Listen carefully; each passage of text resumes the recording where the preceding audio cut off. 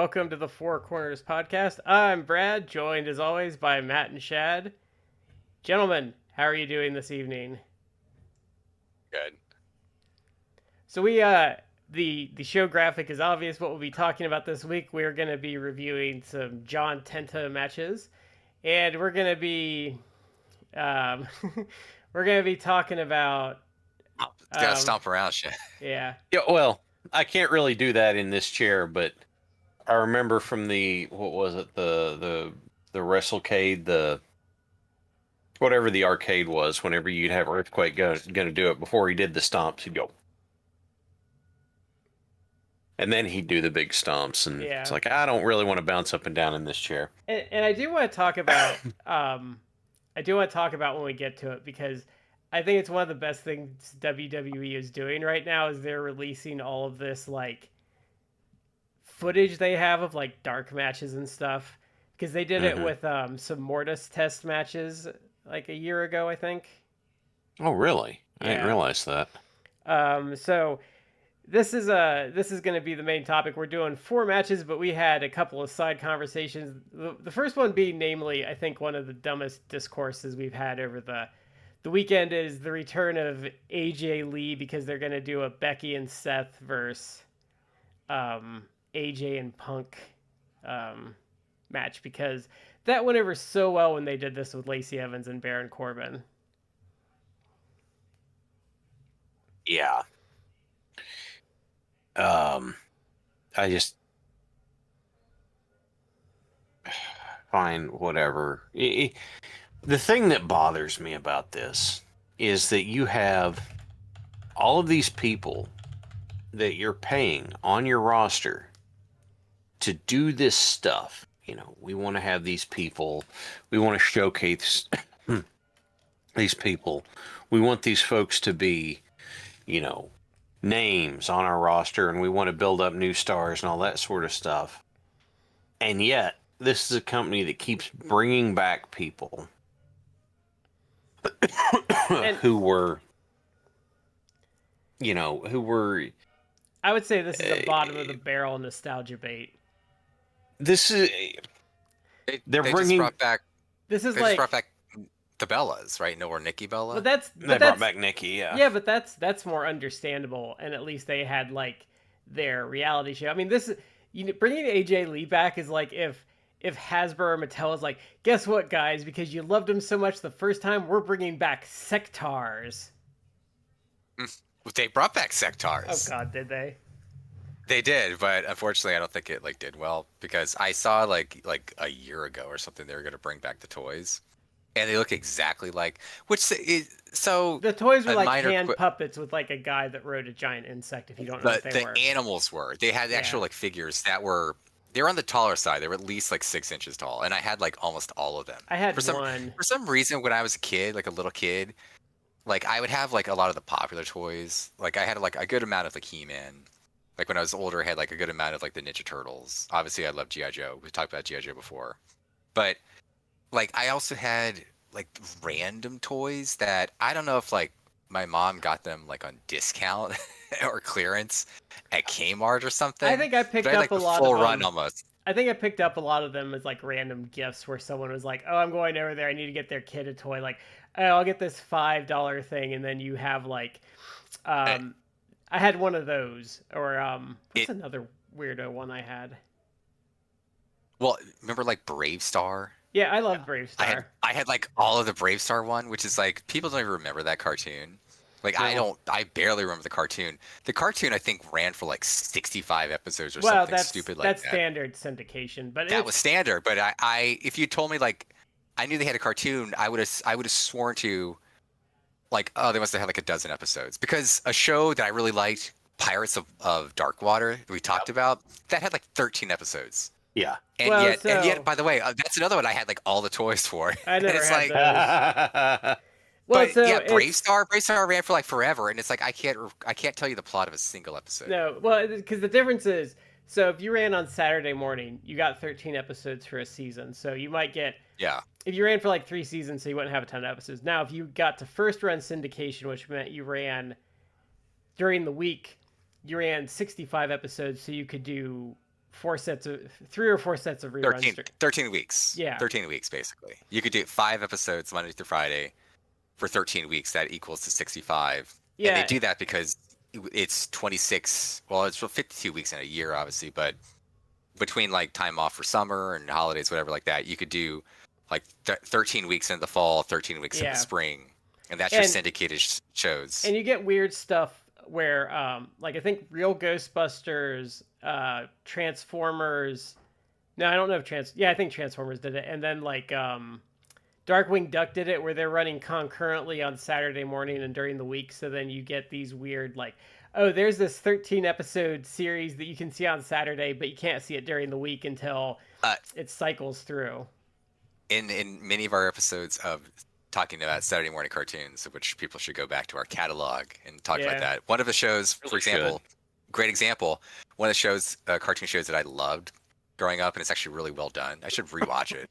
But Gargoyles had like the 65 episode run, but they also did like a Saturday morning like series, which is basically a continuation of it, and that only ran for like 13 episodes, and they didn't do any more of it. But it was basically like, oh, this first 2 seasons of Gargoyles, it's really just the 65 episodes. But then you get season 3, which is just like the 13 episodes tacked on. They're just like, oh, it's season 3. They did things like that. But it's funny we segued because we're talking about sectars. Well, but I was talking about the depth of nostalgia there. Well, going back to AJ Lee hasn't appeared for 10 years. It's been 10 years, 2015.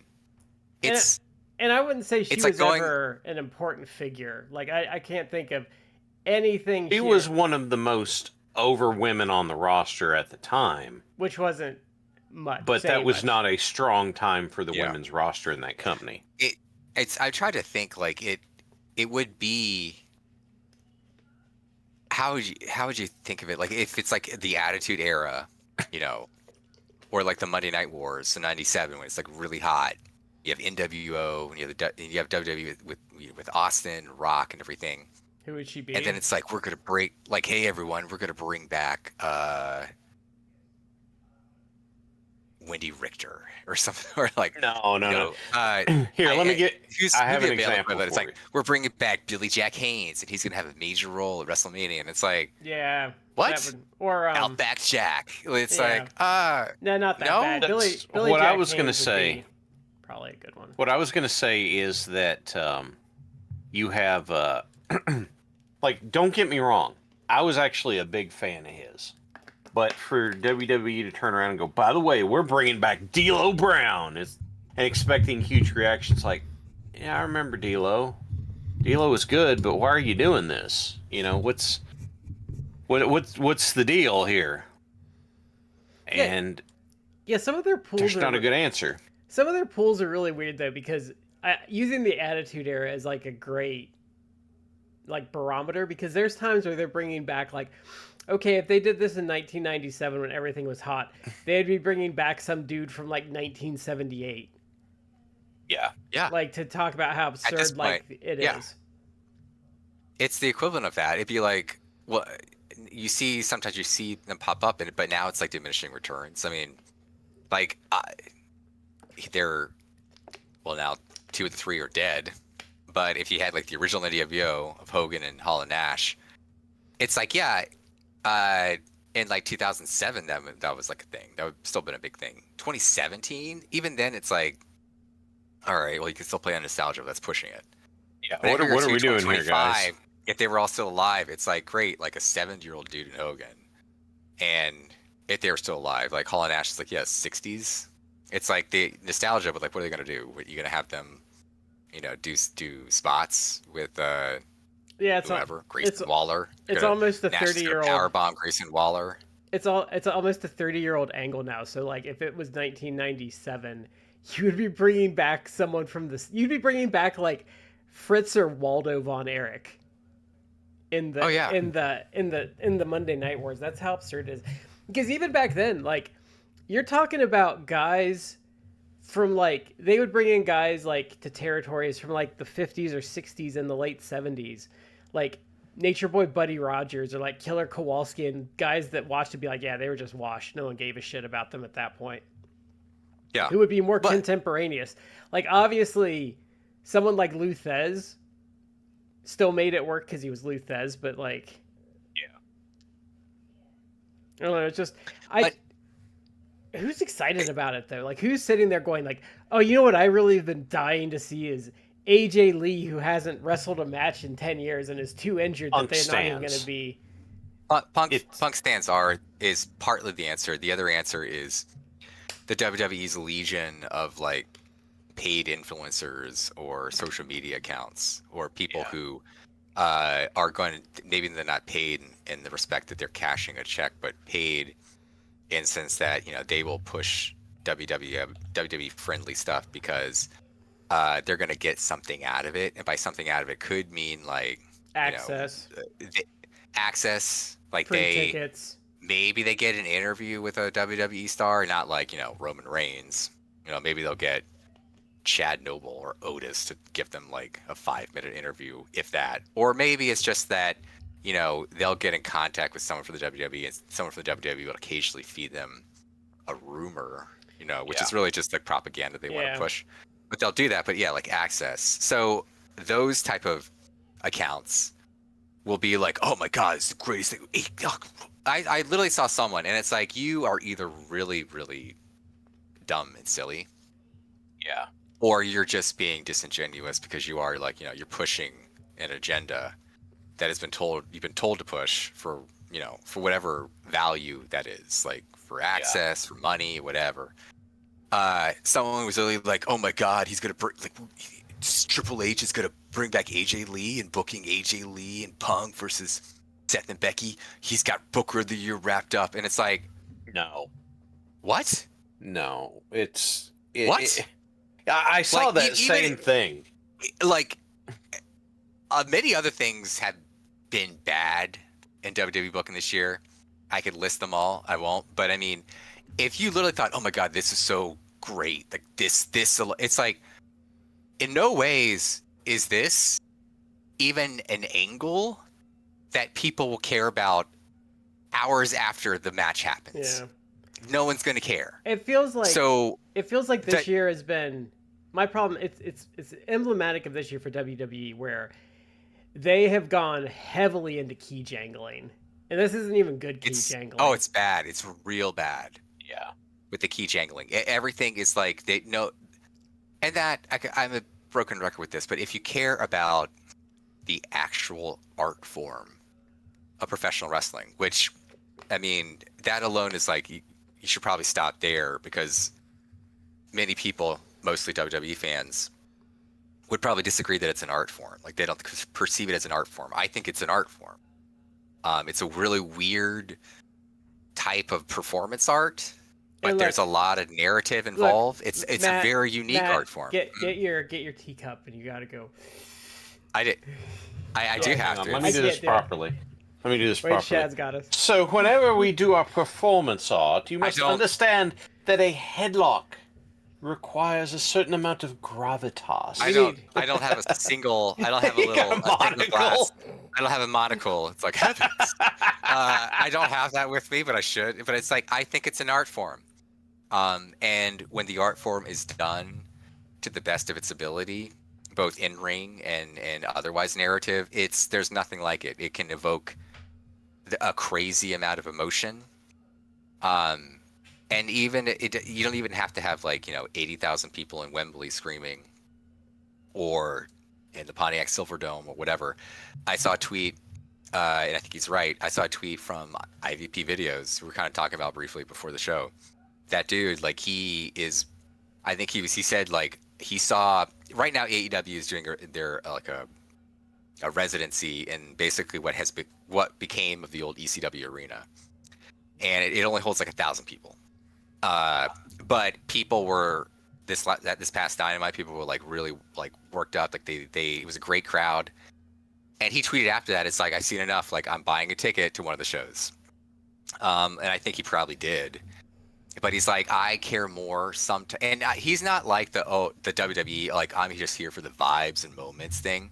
But he's I would rather watch a show with 1,000 rabid, I'm paraphrasing, but 1,000 rabid fans who are into it and like the vibe you're gonna get. I hate the word because that's become so overused, but Yeah. that vibe from people, it's like the energy you get from like 1,000 people watching who are super into it. You know, sometimes that's worth more than like let me go and sit with 30,000 people, and most of the time they're just gonna sit on their hands. But like, Which that's become the WWE audience. It's like 30, they claim, oh, we have so much people. It's like, well, SummerSlam was like 30,000 each night yeah. when it could have been like 60 because you've priced normal people out of it. But whatever. Like most of the time, it's like you're sitting on your hands for all the matches. Hang on. Until Let me it's do like, an oh, impression of. It's some time to get people up I've and go seen. yeet because it's Jey Uso, and then just sit on their hands during the Yeah. match. And then it's like, oh, but there's going to be 5 run-ins. Like, oh, we're like, and then there's no run-in. Let me sit on my hands for like another 5 Oh, minutes. yeah, and make sure the run-in takes your entire entrance routine and music. By the way, Yeah, that I don't care who does that. That irritates. You want to hit the music and then charge the ring? Sure, that's fine. I get like that. That's a suspension of disbelief I can roll with. But for you to stop long enough, and by the way, Copeland is a great example. He's going to do this run in and save Christian Cage, but he's got to stop when the music comes and run to one side and do this, and run to the other side and do this, and then come back to the middle. And it's just like, dude, hit the music and run to the ring. Chad, that's like a couple years back. People made it. It became like almost like a mini meme, but it was back when Jeff Hardy was with AEW. Like he did the same thing. Oh, like, he's doing it. Music, and he stopped pausing. He's like, he did the Jeff Hardy dance, and it's like, dude, like your brother or one of your friends is getting like their ass handed to them in the middle of the ring. Like stop dancing, go run. I hate that. He's got to get his moves in. I hate the whole like their music and video, and they have to do their whole entrance routine. Like you know what I liked about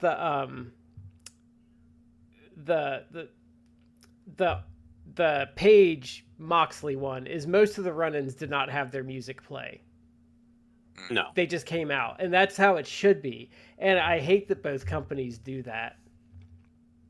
But I agree with you. A trope. I agree with you on the art form though, because that's one of the things I talk about a lot with wrestling is, and it's a problem I have with like a lot of online fans and especially Redditors that are trying to like justify their hobby, and they want it to be like highbrow and like politically correct. I'm like, no, like, I'm sorry. Like I love wrestling as an art form, but like wrestling to be wrestling needs to be lowbrow. It needs to be offensive, and it like to some degree it needs to be like if you're not getting some Jerry Springer in there and they're not like offending you on some like moral ground, it's not right, because you're talking about an art form that thrives on violence and antisocial behavior.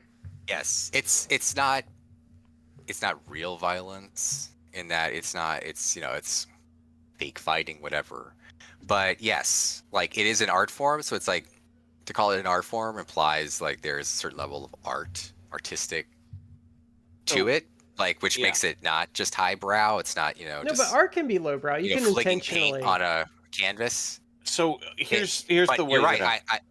I agree. I'm so sorry, Shad. But let me finish my thought real quick. But it's I agree with you. Like to me, like the best wrestling, it's like where it's a little bit gritty and seedy and violent and sometimes bloody, and it is kind of lowbrow. It is like I almost like I should feel dirty like watching this, not dirty like you'd see like back in the Attitude Era where it's like you could see,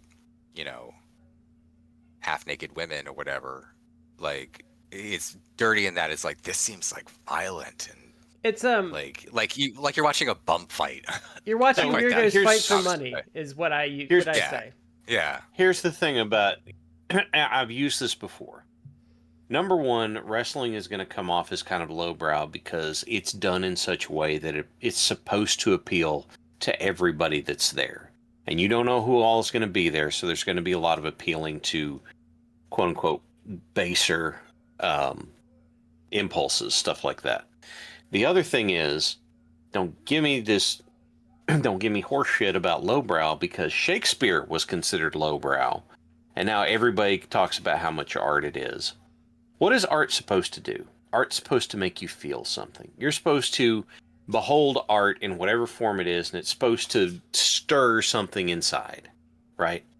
It's music that is good that stirs something in you is art. well done paintings that you look at and you're just like, wow, that's so good. That's art. You're going to tell me that these guys who go out and perform and, I mean, beat the hell out of their bodies, but are able to do something that gets an arena full of people cheering for them, and no one's dying or they're not trying to injure one another, you're going to tell me that's not art.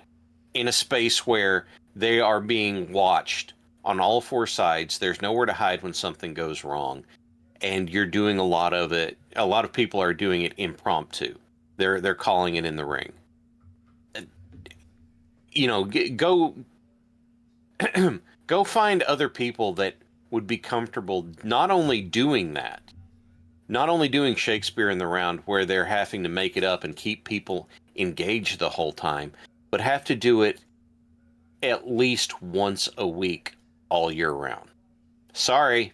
I don't know how many people are actually up to doing that. I get a shit on Meryl Streep. Dumb bitch. Martial arts are art too. There is mixed martial arts is art. Like, you may not like it, you may think it's lowbrow, but mixed martial arts is art. There is form, there is discipline, there is like all of the elements of art to it. Well, sport honestly is too, but I mean, I also don't think sorry, it came to my mind. I just wanted to crap on her because I'm still mad at her for saying that. What I do is I draw a distinction. Sports, and I put MMA in the sport category. That is a competitive venture by who you're watching to see who wins in a legitimate contest. The reason wrestling doesn't fall into that is we know it's not a legitimate contest. Yeah. By the way, just regular martial arts, I would consider to be artful because it's an expression of what you are capable of doing. Somebody who's able to flawlessly do a jumping 540 roundhouse kick put so much work and effort into getting that right. You know, in the same way that someone can't just pick up a guitar and start playing something, or can't pick up a brush and paint something, you're not going to be able to jump and do a flawless 540 rotational. And that's not something with practical use. You do learn how to do that because it looks cool. I would still say in MMA, though, there is something about being in a fight and your guard is so flawless that you just completely stump someone because your execution of like defending is that good, or, you know, clinching someone into a rear naked choke, like, or even just like clinching up with someone and executing your knees properly, I think is an art form to it. Yeah. Shad, what I was going to say to your point, like, they're martial arts, for example, like karate, like, it isn't just like, you know, a competition of two people sparring with each other. Sometimes it's martial arts is just like, almost like a performance, like a routine. Like, I'm going to show you my like routine and you're doing moves, or like, you know, now we're going to break boards. I'm going to show you the routine of like breaking boards, stuff like that. And it's like, you're not facing another human being. You're doing a routine showing your skill level. And it's like that to me, obviously there is a physical component. You've trained your body to do certain things. But beyond that, it's like you're training them to do things, but like for what purpose? It's like, okay, doing a bunch of like kicks and everything like that, unless you're actually like facing a human opponent, what's the point of that? You know, breaking a board in half, it's like, what's the value in this? You know, unless you're like doing this to chop wood to build a house or something, like, what's the value of this?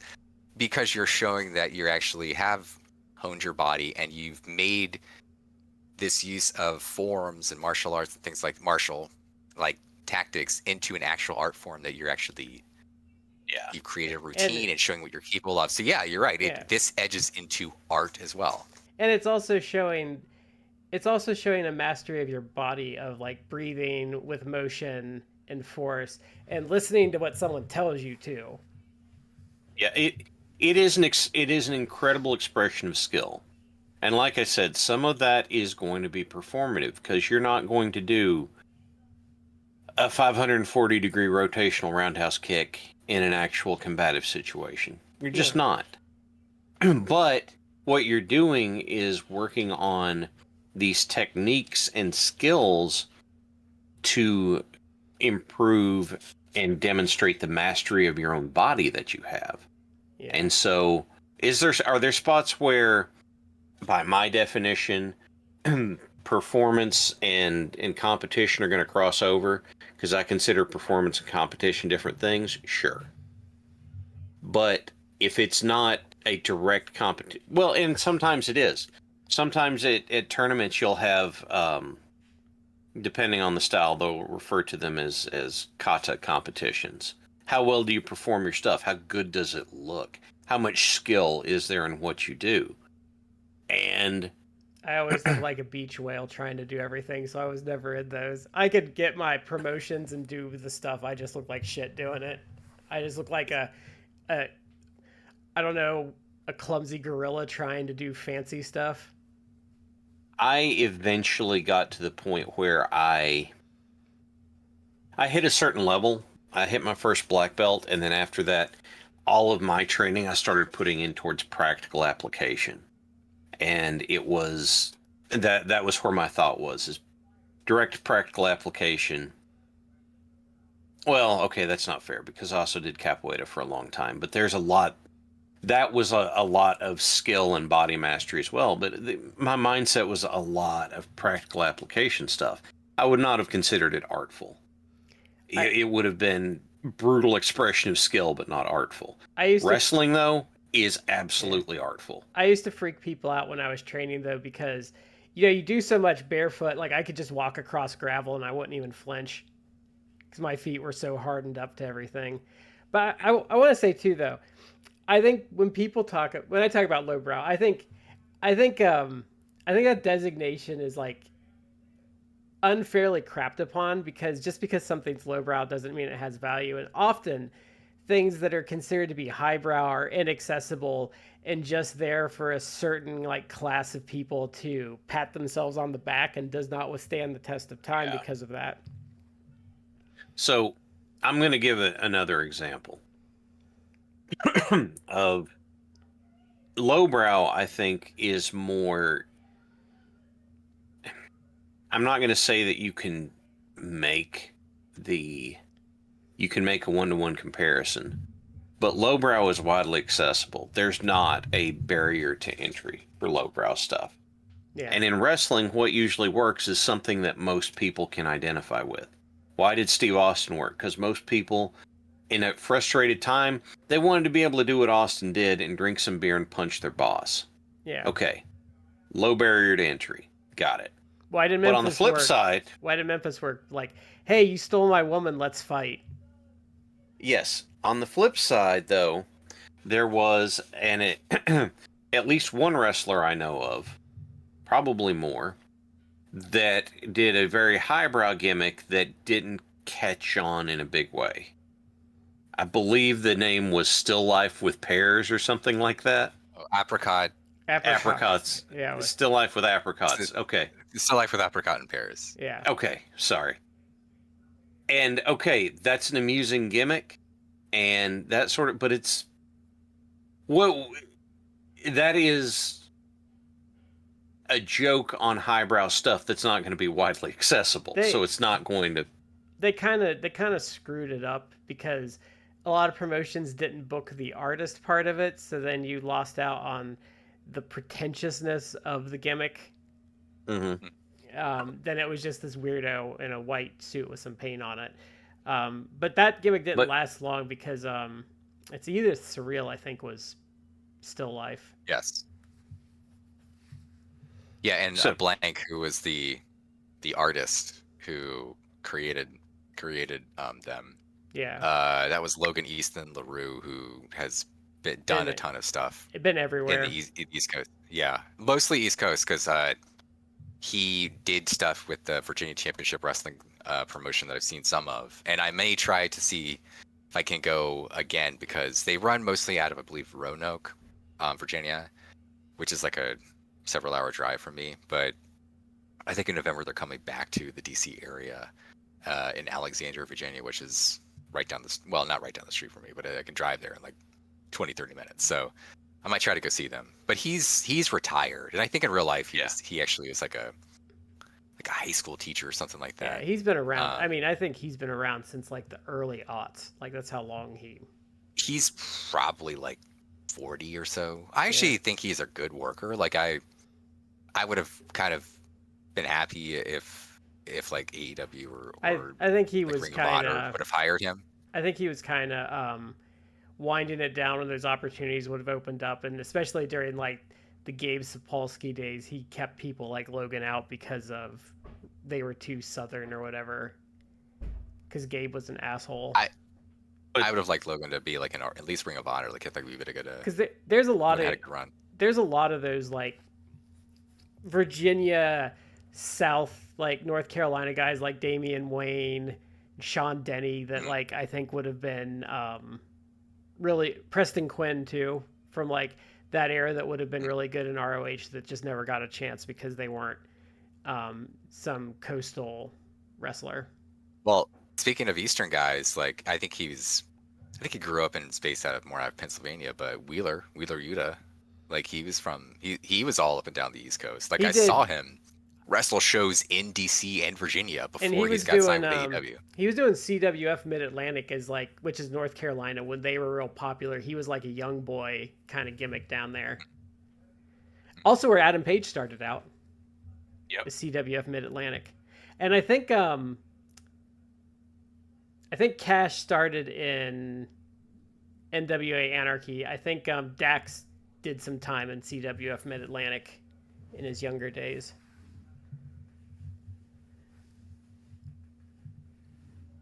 Dax or Cash, Don't remember. They worked. I think Cash did NWA Anarchy, but I think though, like I said, I don't think lowbrow's bad, and I do think wrestling, like I said, wrestling should be a little trashy though, because it is weirdos fighting for money who are socially maladapted. You need a certain amount of rawness to be able to drag that emotion out of people, and it's not a bad thing. It's really not, because let's be honest for a second. What movies are the most popular? The ones that that generally do the best are comedies and horror movies, because people either want to laugh or they want to be scared. And so, how many, how well do those do? Those do well, as opposed to the highbrow stuff that is Oscar bait and doesn't get wide releases and is intentionally dense and exclusionary to its audience. Like it tries to, like a lot of Oscar bait prides itself on being off-putting to most of an audience. Yeah, and then, and is probably also about the Holocaust. No, that's passé. They don't like that right now. When did they get out of that? Because that went on for a long time. I don't know what usually it's some weird sexual deviancy that's been popular recently. What was the aughts? I don't know. I haven't kept up on the trend because there was a point where they stopped doing popular movies, and I think Oppenheimer is like the first time in forever like a movie one that like people had actually seen. It doesn't really matter that much. I'm just I know they just go through I'm kind of taking the piss. But to bring this all the way back around,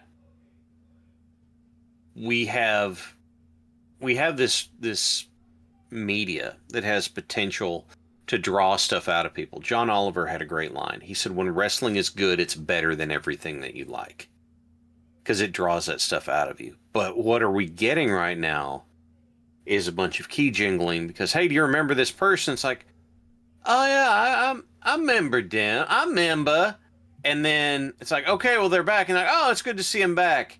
And then the next week they're like, yeah, they're back, aren't they? They're doing Disney Star Wars approach to wrestling right now, which is like, hey, you remember this character that was in like the Mos Eisley Cantina for 5 seconds? Well, here is a series about them.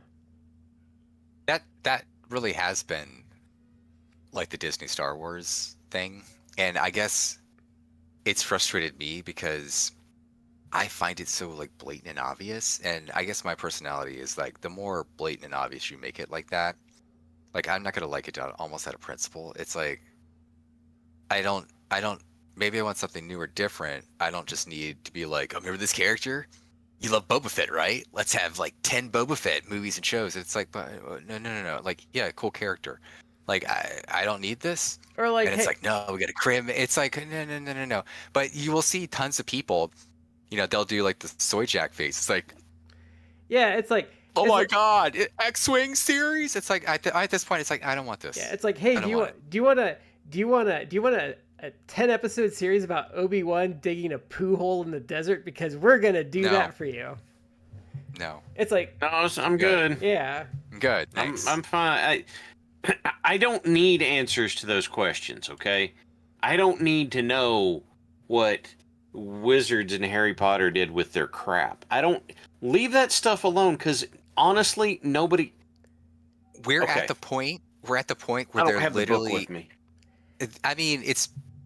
When did Harry Potter come out? Like I don't 20, know. Nah, 25 years ago at this the- point? Like the first yeah. book? I think I read the first 3 books in 2000, so it's probably went from Yeah, 2000 It was to like while I was in high school, 2007. so Yes, and the last book was. 25, like 30. We talking the about last the book first came out- book, or the first book's probably almost Yeah. 30 years old at this point. Yeah. It's been around a long time, and the last book came out at least like 15 years ago. The last movie, less time than that. The first movie's Maybe. almost 25 years old. Is it really? 2001 or probably at least 20. 2002. Let me look this up now. But I mean, it's been around a long time. But to me, okay, the movie. Let's say the movie is like 20 years old. Let's round down to 20. Even if it's 25, it's like, to me, I feel like that's still too short of an amount of time to be remaking shit. Yeah. If you want to do like, oh, it's been 25 years, we'll do like a sequel or even a prequel. Can, God can I help add a me. caveat to that? I think it's Sure. fine. I think it's fine if it's like 20 years and you're like, well, we didn't really have the technology to do this right, so we want to do it right. But that hasn't been an acceptable excuse since like Jurassic Park came out, because the film technology has not advanced that much that you need to remake stuff. I don't know. I'm kind of not feeling it. But point is, like, to me, it's not been a long enough time. They're remaking it. Yeah. They're and- remaking it. They're just now. It's like instead of movies, it's going to be a series on like I think is it HBO or something. It's one of like the premium. Yeah, and their services. castings have been Maybe terrible. streaming. I don't know. Their castings have been terrible because they got like Timo Harry Potter, like They- Snape. I hate the Snape casting but they've because got lazy. like They got lazy. well, like the Snape casting, people are gonna focus on like the race swap, but the guy that cast him, like, he's too pretty. Like Snape should not be. He is a conventionally like handsome man. Yes, They and that's not changed it true. they changed it from white to an African ancestry. I can't say African American because I think he's British. Yeah, So African ancestry individual. But you're right. He's conventionally attractive. So And it's it's like like- unless you're gonna make him ugly in the film, yeah. the show. I it's- mean, it's like he no was one's gonna like, believe like, oh, this guy, like no one likes him. He's gross and looking. Like Alan Rickman in the movies, at least, like they really Yeah. front him up. it's like You it's know, like and he Snape wasn't a is- bad looking guy either. He's just No. weird looking. You Well, I know? mean, but I would say Rickman wasn't like necessarily conventionally attractive. But you know, Snape's supposed to be this pasty guy that hasn't seen the light of day for 20 years and is always kind of disheveled and has greasy hair. And they hired this conventionally attractive guy, and I'm like what, like, why? Yeah. Which Here's- and they did race swap it, which it is like that does kind of raise issues because it's like you still have white Harry Potter. And it's like, so I- what now? You're gonna have like this like I- African guy like bullying him? That You- doesn't leave like a best. No, and Impression but of it, but- I think that's the least egregious part of it. His being conventionally attractive, I think, is like the real problem I have with it. Yeah, you because look like, at why him are and you a you're dick? Like you're a good looking guy. Like yeah, it's like I get you're pining away for Lily Potter. It's just like, all right, go date someone else. when You're I a looked good-looking at him, I'm guy, like, how are they Snape. gonna like frump him up? Because I just don't like. I don't think they're gonna put that level of effort into it because I think they're gonna want a bunch of like Slytherin fangirls like getting a little hot and bothered by him. So they're not gonna Yeah. frump him up Look at- because they're afraid. looking at this, the first Harry Potter movie was 2001. Yeah. Wow. So They did a movie. I think They skipped 2008, but they did a movie. They did 8 films. They did them every year. Yeah, that's So what I back to thought. back to back. I didn't realize that. But point is, like, that's still all right. 24 years. Like, that's still too early to me. By the way, Yeah. they got lazy with the casting. Like Warwick Davis, he's playing the same role essentially as the movies. It's like, well, now you got lazy, where it's like you're literally casting the same actors in the same roles now as for the TV show. And it's like, So- I like Warwick Davis. You can't tell me there's no other, like, little person actor that you could have hired for this. Yeah, but then you'll whatever. have fuckface complaining. Peter Dinklage. Yeah. man, he really sank his own ship hard with that, didn't he? Swoggle, I think Swoggle would literally bitch slap him if he was in the same room. Yeah, And it'd be and deserved. Brad He's Williams, still who's a getting work. stand-up comedian. Peter Dinklage's still getting work. He's in the new season of Dexter Resurrected. So, the other thing I was gonna say is it bugs me that everybody has to have an answer to every damn question now. Like I said, Yeah. what did wizards do with their poop? Here's one of my favorite examples. Robert Jordan had someone at a book signing say to him, what would happen if someone opened a gateway in front of them? The other gateway was behind them, and then they wove balefire through the gateway onto themselves. Balefire burns backwards in time. So if you stab somebody and I balefire you, then that person never got stabbed because it burned backwards in time. And Robert Jordan sat there and looked at her for a minute and went, ma'am, I encourage you to go out and have a torrid love affair. Man, woman, dog, I don't know, whatever. But you need to go do something with your life. Like, he was like, I'm not going to answer that question because it's stupid and I don't care. And It's a very polite literary author way of saying, like, please go outside and It's touch nicer grass. than Yes. it's nicer than J.R. It's nicer than Tolkien was about the Eagles in Mordor. Oh, You can find it yeah, because he's just like shut up. yeah. And who was it? Was it Earl? Oh, was it Earl? Fuck, the guy that did the radio thing, and someone asked him about planting tomato plants. He was the baseball manager for Baltimore. And he's like, I think she should worry Weaver? about... Yeah, Earl Weaver. And he's like, I think she should worry about where her next lay's coming Yeah, where from. next lay is coming from. Oh, Earl Weaver was a naughty. Oh, He's a potty yeah. mouth.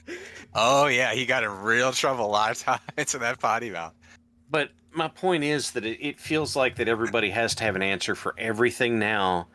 And we've got to be able to, we have to flesh out the whole universe for it. It's like, oh, for God's sake, leave it alone. And I think it doesn't work because often you make more issues when you try to answer those questions. But honestly, why you shouldn't do it is because you're never going to come up with something as good as what people come up with in their own head. So leave it as a mystery. Yeah. It's why it's a very Hitchcockian principle of implied violence, and other people do this too, where it's like, oh yeah, we don't show the violence because we can't do anything as grisly as people are going to come up with in their own heads if we just imply it.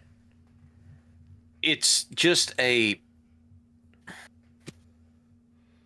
don't need to world build everything out. You can just let it be. If I was going to be an author and we were at a thing and someone's like, oh, how did this happen? And my answer is going to be, you know what? Within these parameters, whatever answer makes you the happiest, go with it. Because, look, it doesn't... If I wrote a book that is speculative fiction and the whole idea is it's just supposed to be fun to read, then what's fun for you? Okay? What does it matter? Just enjoy it. Okay? Don't worry too much about that part. The people that went and not going to do that. And so to drag us back over to the topic that we started from again, you don't have to fill in every little gap. You don't have to make everything a callback. It's Lazy. One of the few criticisms I really had for Jeff Johns' writing when he was with DC. I called it continuity wank. Oh, yeah. Everything had to be tied into something else. Does everything in WWE have to be tied into something else? No, it doesn't. You don't have to bring back everybody. You don't have to reference just because if you do that, then the people you have who are on your roster that are supposed to be up and coming, they never get a chance to shine on their own. Well, and it's also you're not building stars that way. You're making them attachments to member berries. And I don't like it when John says it because, like, oh, that's cool. You kind of made me care about that guy from like the '60s. Now, no one is ever going to do anything with them ever again. So, thank you for wasting my time for 2 issues. Taking Black Hand and making him the avatar for the Black Lanterns. Okay, cool, got it. That made sense, though. You found something that existed in that lore, and it makes sense to tie it to this. Okay, that's fine. But you don't have to have a reason for everything. Yeah. Just leave it alone. Okay, sorry, I've griped enough. Let's. What was the other one what you wanted to talk about, Matt, before we went to? Was there another one? Or I thought we had 2 topics. besides AJ Lee? Yeah. Oh, I think you want to talk about Becky. Oh yeah, because so I saw some clips and some of the match of Becky and Nikki, and ooh, buddy, that was brutal. Oh, it was bad. People, first of all, by the way, like if you go back to like the very first episodes of this show, we were very pro like Becky. I was very high on Becky because when Becky really broke out, which was like what, late 2018. I think, yeah. And then she developed the man character because in 2019 she headlined WrestleMania, and that was like the 3-way between Ronda Rousey and Charlotte. And they tried their best to like suppress her. Like they still wanted her to be like a heel, but it's like you have no one is really Austin Levels, but it's like you have organically created, you have a star that's like she's blowing up, and so you need to like capitalize on that because she's very over, like use it. And I was very pro Becky, and then obviously a lot has happened in like the last 6 years. Yeah. 6+ years. She had a kid, so she was out for a while. Then she came back as a heel character, whatever. But now people are kind of saying like, oh, Becky Hogan. That's like the joke that she is kind of. Well, I mean, remember everyone using influence and power to like to mess with, like she gets put over, and people I think she the gets problem put is with doesn't really work out. I now kind of believe it. Well, look at the Lia Valkyrie thing, because people are like, "Oh, she's gonna help get her over." It's like, yeah, and then she beat her in every match but one that like Lyra won by like. And no one cares about Lyra Valkyrie. And she got cast down to like nothing because I mean no one cared to begin with, but like that whole angle, like they defended how stupid the turn was by this is gonna get Lyra over. Yeah, I obviously Fed fan accounts were like, "Oh, this is gonna."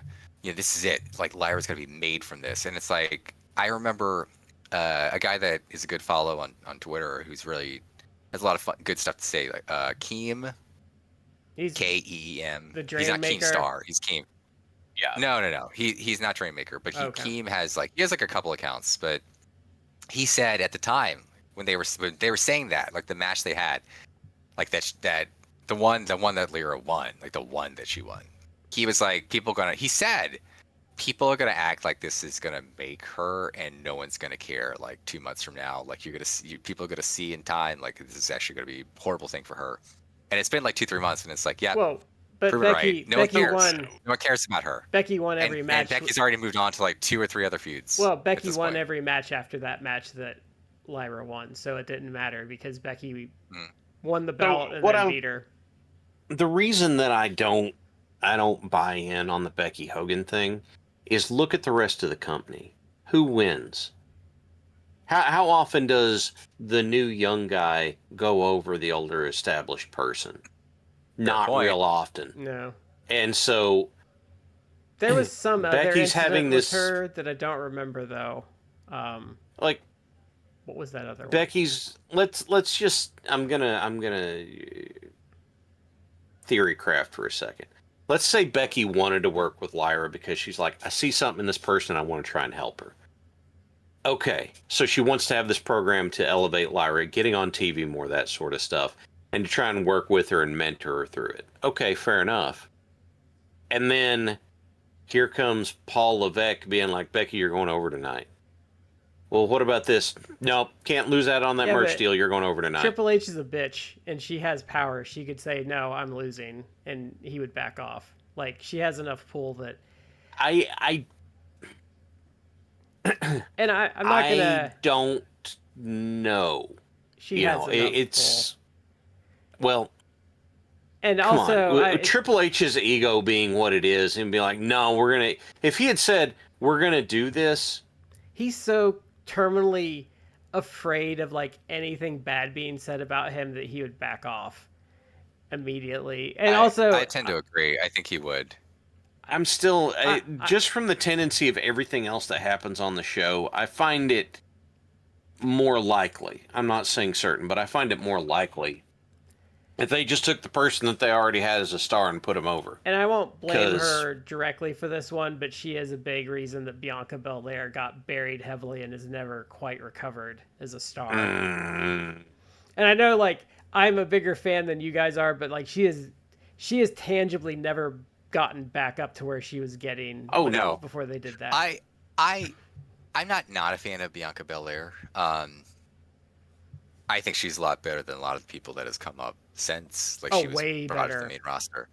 And I don't think she will, because then she might be pretty fed-brained herself. But it's like I would love to see you go elsewhere, like AEW or something, and I think you actually could be a more valued star there. I think she could be a better worker because, like, her. Yeah, you can tell with her. But I do think she's a good worker. Like I was gonna say you can. The thing with her though, and why I wish she would go somewhere else even for like a year or something for some seasoning, is with her you can tell her training is bad, but she is just such a freak athlete that she overcame their bad training by pure athleticism, and she's some learned of that on her own too.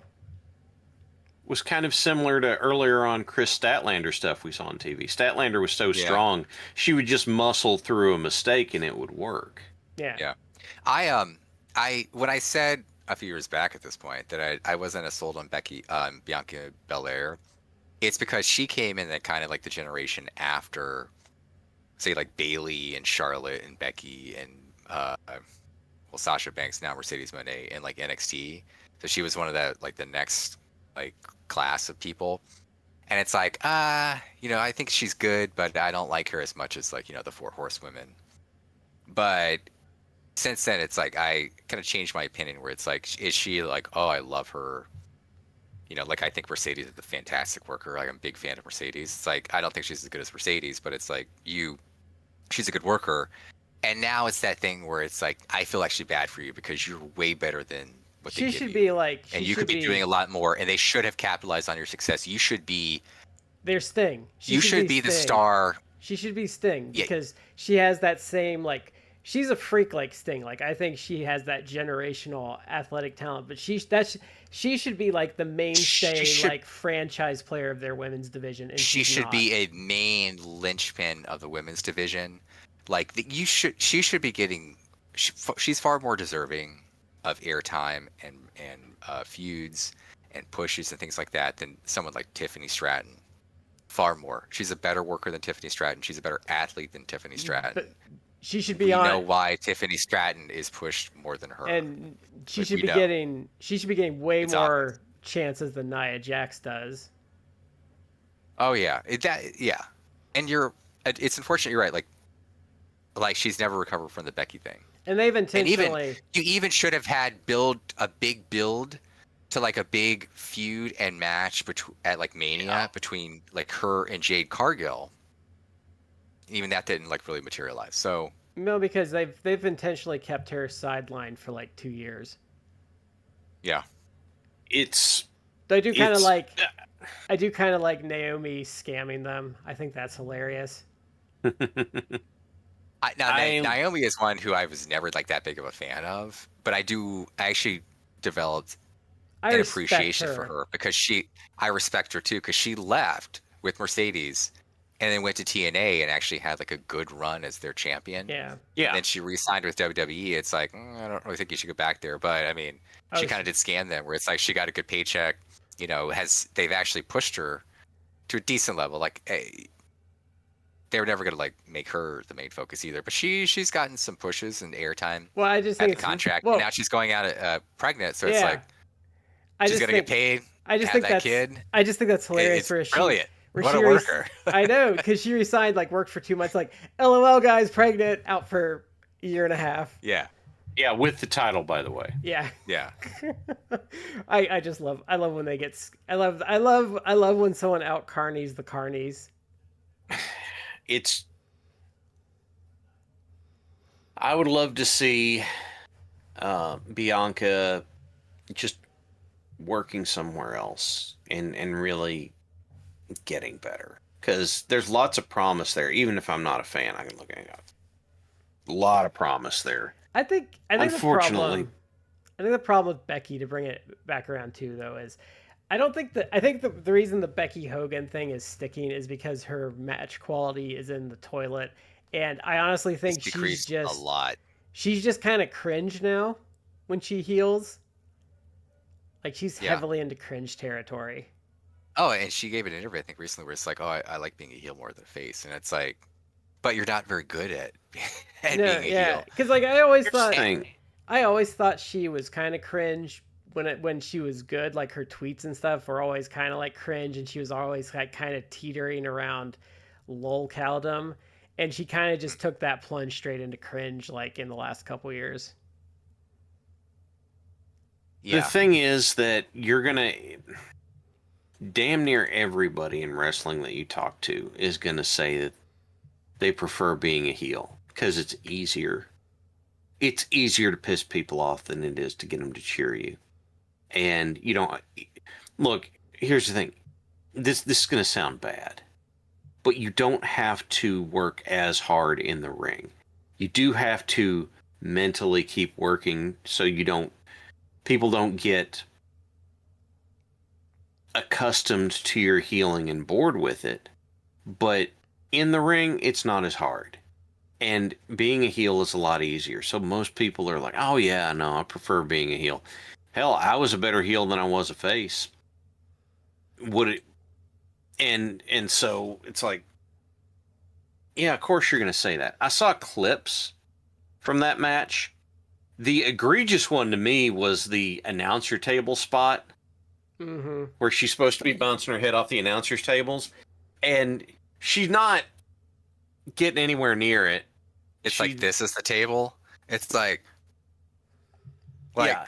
There's like 6 feet of air. Okay. It's like Crazy callback to old YouTube.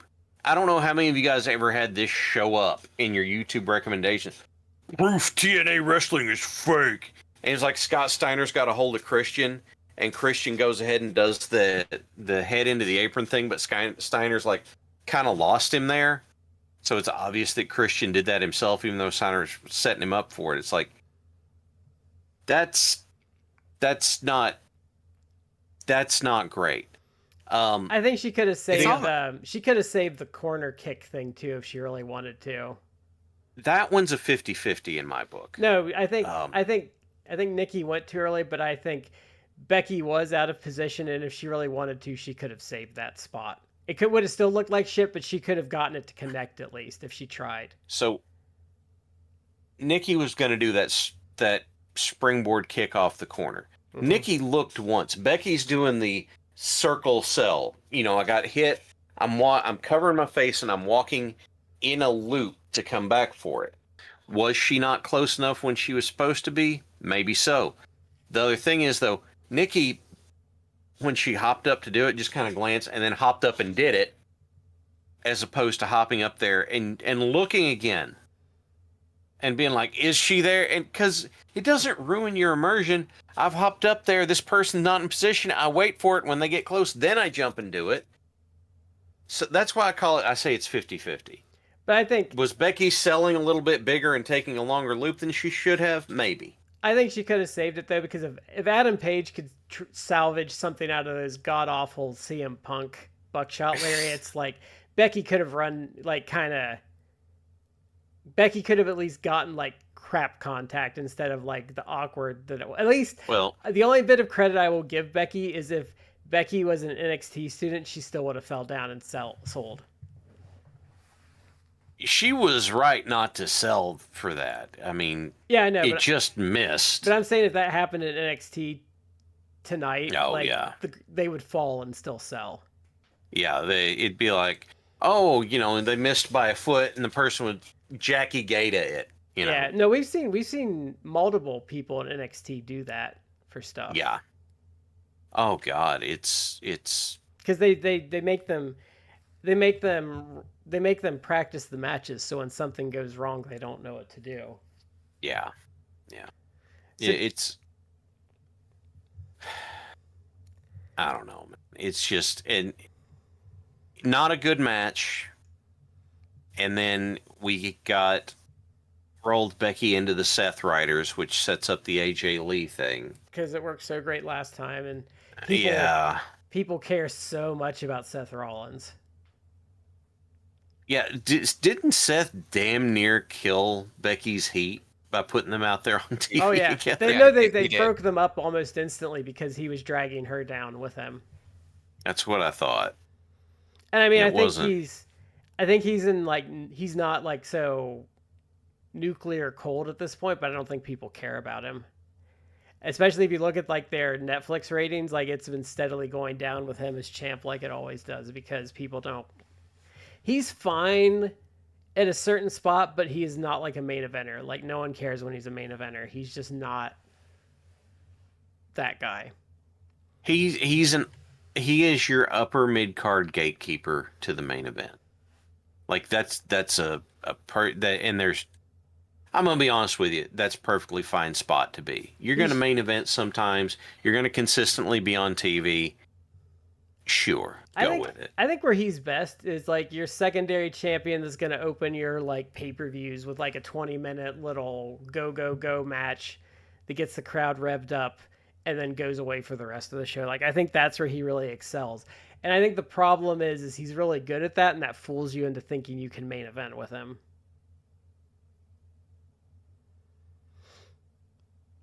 Yeah, it's he kind of Peter principles out. Yeah. And I think I was gonna say I think the miscommunication too is like when you start a show, the crowd is already like wanting to be hot, and he's good for giving them like an up tempo. Oh, I'm gonna jangle the keys and do all the spots you like and are familiar with, and that works really well with a crowd that's like early in. But when you're like a tired crowd that's been through a show that's either good or bad, he doesn't have the charisma, the buy-in, or like the honestly the in-ring talent to like salvage something. Yeah, he's got the energy to be a good opener. And by the way, that's a huge deal. Yeah, I'm not crapping on him. That's like the second most important match on a wrestling card is the first match because it sets the tone. It gets the crowd engaged. And if he's good at that, that's really important. That's important to have, a good solid player in that role. And if he's good at that, great, do it. But and being a role player is not a bad thing. No. It's really not. Yeah. So, we watched some John Tenta matches this week. We watched a couple from Japan, and we watched so this is something I actually applaud WWE for doing, is they're releasing like a lot of like stuff they filmed but weren't going to do anything with. So they released So they released like a 20-minute video, and it's 2 of his dark matches for 1989, I think, when he was trying out. And then a random 2001 dark match he did on SmackDown. And then they didn't hire him. I don't know what that was all about. But so the first one is it's him as just John Tenta against Sam Houston. And you'll see if you watch like one of the other matches, he's just wearing his Japan garb. It's the blue singlet, but he has the Canadian flag on it. I thought it was kind of like his initial, like when he debuted in 90, against, or 91 against Hogan. Like it, yeah, I think that was that garb. It looked very similar to me, but it was interesting because they announced him as John Tenta. He had that same thing. But so This was an interesting match. I actually thought this was like way better than it had any right being for being like a dark match where he's just kind of beating up on a guy that's a step above a jobber. Like I thought Sam Houston brought good energy into it. I thought they had really good chemistry with each other. Like they really played off of each other well. He got over during the match and then he won. And I was like, wow, that was way more entertaining than it had any right to ever be. He won with a belly to belly. That was his because finisher in Japan, I think. Yeah, Is that what it so was? Okay. Because he's so damn big, it looked really good. And he did it really well. But if you looked at chronologically his age, I actually looked it up. When he died, he was like 42. He was like ridiculously young. He's younger than I am now. But when he in this, I guess I was thrown off because to me, like he always looked old. And I started watching this when I was a kid, so it's like I just assumed like, oh, he's old. He's like Earthquake. 30. Like when he debuted, he was in his 40s. It's like no, like here this is 89 match, and it's like 2 years into this his match career. with Sam Houston. Yeah, and he's 26. Yeah, but he's like balding, and he's got the beard. Like he looks to me, he looks a lot older than he is, but he's 26. Like he's young in this. But this was a good match. It was. You're right. It was basically better than had any right to be. It's not a 5-star classic, but it's like it was actually entertaining. It's pretty good. You kind of just think like, oh, this is gonna be a squash that goes a couple of minutes, and it kind of gave you something. Like if you were like, what would you rate this? I'd be like, it's like a star. But like when you expect like nothing and you get something, like it's kind of a nice surprise. I expected Tenta to kick the crap out of Houston more than he did in this match, but I guess that's more on me. Well, Houston has good fire. The thing that I like about Houston is that, and especially shows it here, he's really good at being a plucky babyface who works from underneath well. Like he is clearly at the disadvantage, but the guy does a good job showcasing why you could buy into him being that scrappy guy that might pull it off. Yeah. Because I noticed with this, I think what I kind of took away from the squashes and just Tenta in general is I think Tenta does a little different as a monster where Tenta shows enough vulnerability to give you hope and then he pulls it away from you. Where it's like, oh, this guy might win, and then Tenta's just like, ha ha, I just squished him like a bug, and you're like, oh yeah, he is a big giant guy, and it was a matter of time. Yeah. I did a little bit of reading before the show tonight, and apparently when Tenta was in college, like so many other wrestlers, he had a gig as a bouncer at a bar, and everybody referred to him as the Silent Giant, who didn't say anything, but when it was time to remove you, he just removed you. He played rugby in college. He was an amateur wrestler. He was a sumo wrestler, and he did rugby on the side. Like he's quietly like one of the most accomplished athletes. He was also an LSU walk-on defensive lineman. Yeah, he's like a super accomplished athlete, like ridiculous. Yeah, he's kind of fascinating in that regard because if you see him, he's big and obviously very heavy set. Well, if for people that haven't seen it though, go watch the tag we're gonna do after this because that's him in his debut and he's much smaller, and then you get it. He's much slimmer. Yeah, he's still big, but he's much slimmer than like his prime Earthquake days. But yeah, like he's big, but he looked real. Even when he was big, he looked real solid. And he wasn't not agile. He wasn't like Bam Bam Bigelow doing cartwheels agile. But he was light on his feet. He was light on his feet. He still moved pretty good. But he is a dude who, if you didn't know, like he actually was legit ridiculously athletic. And just to talk about, like he did sumo, and to be like, well, he didn't, obviously make it in sumo. It's like people, I became slightly fascinated a while back about sumo and just was kind of reading up on it and everything like that. like sumo dudes are legit. It isn't just like, oh, two big Yeah, fat go dudes. Like so go watch, because it happened a couple of years ago, and you can find it real easy on YouTube Shorts. Go watch Micah Parsons versus Sumo, and he goes at this guy a couple times and finally gets him, and they're like, "Oh, congratulations, you just beat a 17-year-old." Yeah, I went and read about Tenta's sumo career a little bit, and he didn't like progress real high or anything. He was recruited and joined a dojo. I can't remember if there's a different term for it. Stable, I think they might have called it. Yeah. But on the lower end, he did something like, and I don't have the page up in front of me right now. I should have kept it open, but something like 60 wins without a loss, which is apparently like really impressive, even if you're not dealing with top tier talent. To go through that many matches and not have a loss is really, really remarkable. Yeah. And the other thing that really brought it home for me about sumo wrestling, because, you know, like I said, I used to do martial arts stuff. When I was in grad school, had all the, on campus, we had all the channels, and I don't remember if it was Discovery or TLC or what, but they were doing a, you know, short thing about different martial arts. And the one they did about sumo was that everyone looks at sumo and has these expectations, but the impact of two sumo wrestlers slamming into each other is like having a low-speed car crash. That's how much impact they're hitting with. it's literally the equivalent of like two big bulls like crashing into each other. It's Yeah. like, or like you see like the sheep, like the big sheep, like just Rams. rearing up, Yeah. and Yeah. rams and like butting heads, and it's like the force is actually tremendous.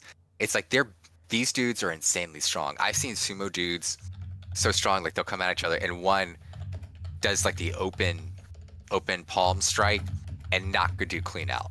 Just Yeah. a palm strike. And it's like, because the force, it's like this is like a grizzly bear like swatting you. It's like they're Yeah. just strong dudes. And I don't know that it was the Micah Parsons one. I have seen video of like NFL linebackers Yeah. being like, all right, let's like push each other, you know, like go, like I'm gonna tackle you, whatever. And I've seen NFL linebackers, again, I don't think it was Parsons necessarily, but going against sumo guys. And I saw one dude, like he was pushing the sumo guy, and it wasn't like this is the world champion sumo guy, like just a regular sumo guy. No, like I said, And Parsons. he wasn't budging. The sumo guy was just there, and it's like he's just like in cement. And this 200+ pound NFL linebacker is trying to like move him. Dudes who like otherwise would like run you over on the football field. He's not budging the sumo. Like I said, How strong Parsons. those dudes are. If you watch the Parsons clip, that's a 17-year-old student. Like, he got a win on him, but he lost a couple too, and that's a 17-year-old. Yeah. Oh, that's a kid who's like barely probably started. And you're talking Training. about it's a high level NFL player, so he's going against someone that's already like a freak of nature and was. Yeah.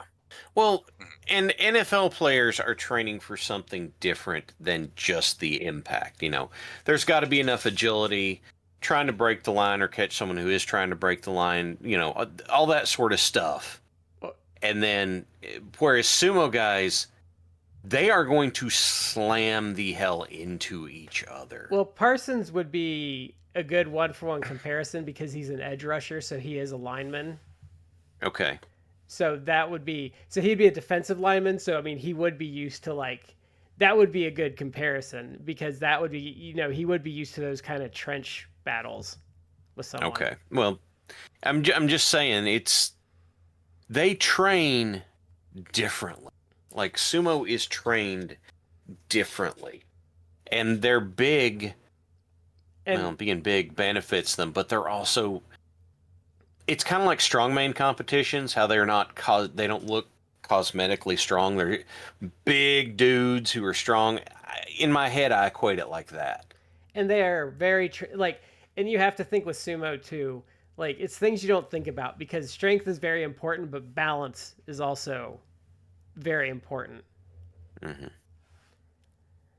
And I think leverage. the point is though that sumo guys are like ridiculously strong, and Tenta, for a dude who was big, like that's deceptive because he was a freak athlete too, yeah, in his own right.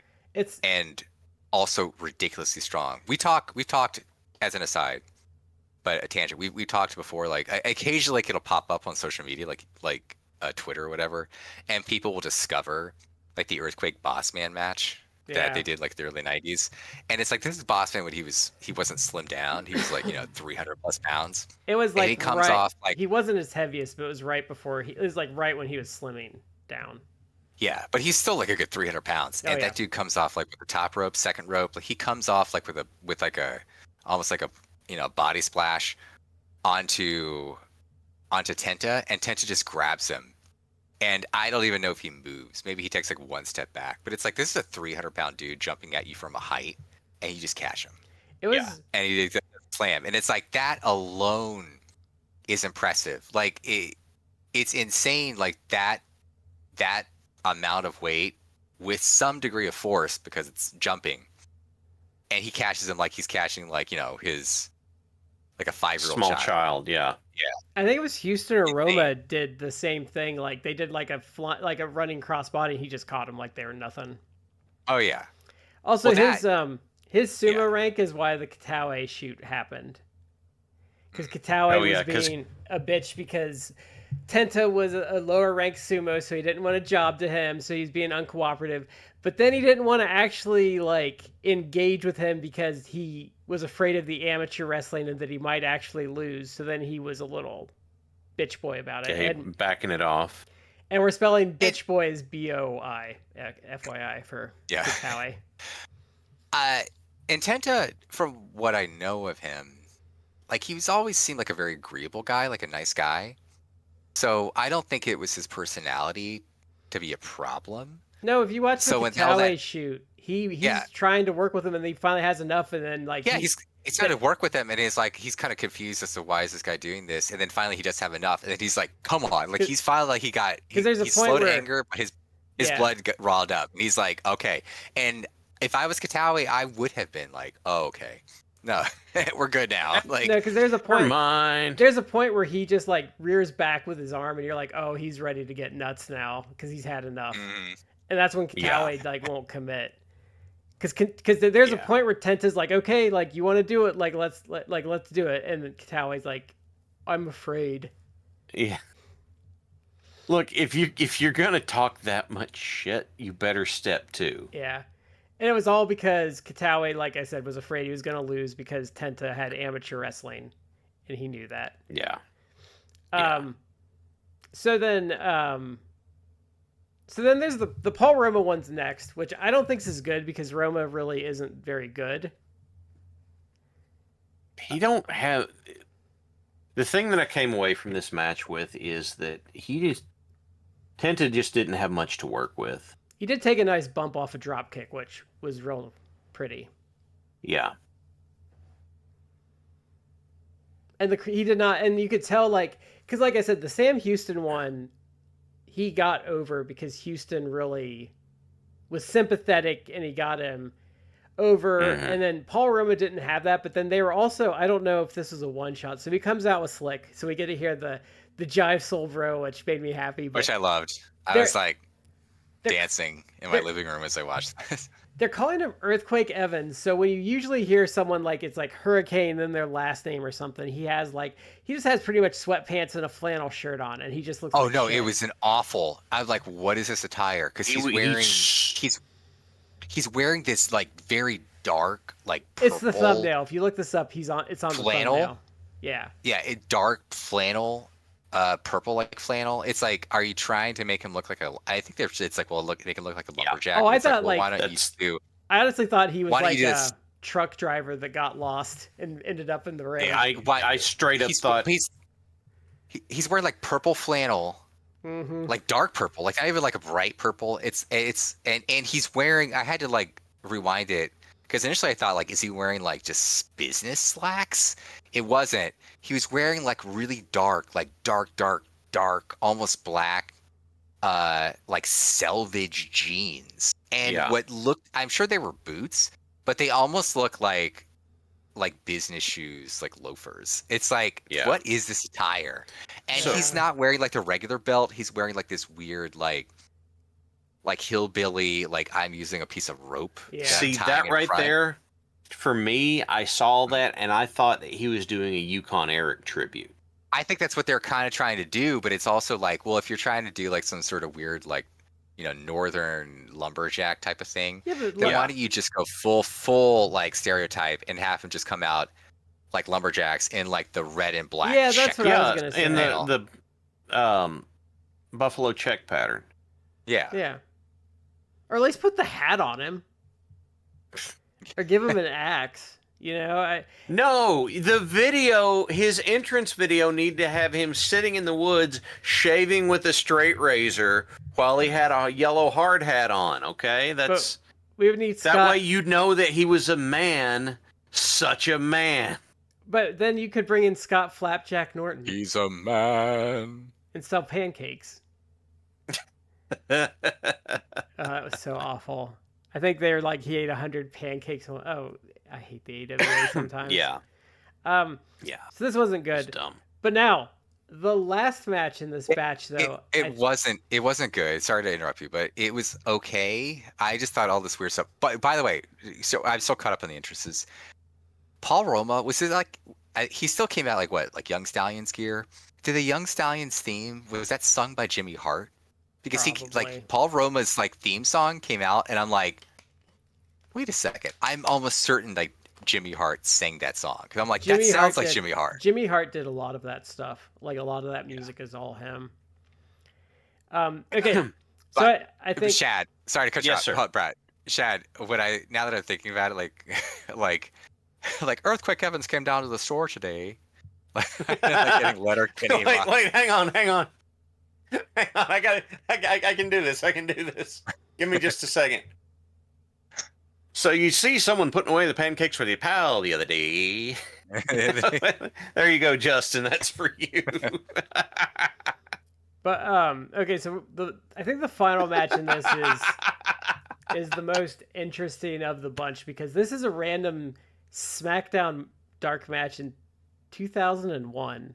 And I don't know like if it was a tryout or they just had him do a shot, but like I think the first thing that shocked me is how over he was for just like the random appearance of like a guy that hadn't been in the company. I mean, he was there as Golgo, but not. Yeah, like, he was there as Golga, and I kind of figured that they just had him on the roster, but they weren't going to use him that night. So they're like, well, why don't you just go out there and we'll see how people react to this. And they reacted huge. Yeah. His opponent was, I had to look this up, Tank Milosh. yeah. Was he I had from to the look- Truth Commission? No, he has no. He He- doesn't have a cage match. He has like a black, no, he doesn't. Like, I was like, who the hell is this guy? And Yeah. he first off, the guy looks, he has like a black, like tank top, singlet, like Yeah. tank top. And he has like gray camo pants on. He looks like a fucking bushwhacker. Yeah. You know, But he isn't. And it's like, who is this guy? Initially, I was like, is he like a developmental guy? yeah, I was like, is is he this like? OVW Because guy? I was like, is this like Ron Waterman or like one of those like Yeah. OVW guys that you heard about back in the day that didn't make it? And then I look because he gives them a lot. That's kind of why I wondered, like, is he? You know, He gives them a lot. He gives them a lot Yeah. to the point where it's like, is this guy a developmental guy that it's like you want to That make they- this guy look yeah. good? And then he has no cage match. I'm like, okay, so this is just no one. Because the guy really gave him nothing. The guy sucks. And and the match works because the match isn't good, but like Tenta's part is really good. Like he structures the match pretty well. Like I think his comebacks are pretty good. I like he does it in other matches, but I like that he does the neck breaker drop as like a tribute to Baba. Which is an Easter egg. You would have to know that's Baba's finisher, but you know, and then he did a good job. Like the crowd chanted for him when they did some stuff, and the guy kind of fucked it up to really get him going. And then like he got a big pop for hitting his finisher and winning. Yeah. So this match made me put in my head that Tenta might have had, I don't know what else to call it, but I kind of call it Foley syndrome, where you sell too much to the other guy and don't take enough for yourself. Because Mick drove me crazy with that as a fan of his in the late 90s. And like watching this, It's like he should. This guy, you really should not have given him as much as you did. Like you should have turned it back over and kicked the hell out of him a lot earlier. But I fully agree with you, Shad. I didn't like the match because of that. It's like one thing, the guy wasn't good, but it's like yeah, like it struck me, and I don't know what it was. And he doesn't have a cage match, so I don't know. But it almost struck me as like, I don't know if this guy was a local guy or whatever, but it almost smells to me like they were giving that guy like a tryout. It's yeah, just a tryout, and he was a bigger guy, so it's not like you're booking him against like, a small opponent. you're not putting him throwing against a big guy. Taka Michinoku out there. Yeah. It's not like, oh, let's have him That against would have been Spike fun. Dudley. Oh, him versus Spike Yeah. Dudley would. Oh God, that would have been fun. Well, him and Spike. Well, the problem with that is like Spike Dudley would have bumped so much for this like clown. Like they would probably give him the guy like a contract. But it almost struck it. It's like, well, we might want to hire him. We're going to see. So can you go out there and like, make him look good? And then Tenta took that to be like, oh, okay, well, I'll let the guy get a lot of offense. And it's like, that was a bad choice. Like you still could have probably made this guy look good without, giving him as much as you did. I don't know. I think, But that's what it was. I don't know the real backstory. I wish I knew the backstory. But it struck me as that because he gave him way too much for a guy that was like a schlub. It's like this. I think If you're not going to make it a squash match, you didn't need to necessarily do that. I think as much as you did. I think if you're trying to like, if management wants to see if the guy has anything to him, I could see structuring a match like this to let the guy show you his wares, so to speak. Yeah. Yeah.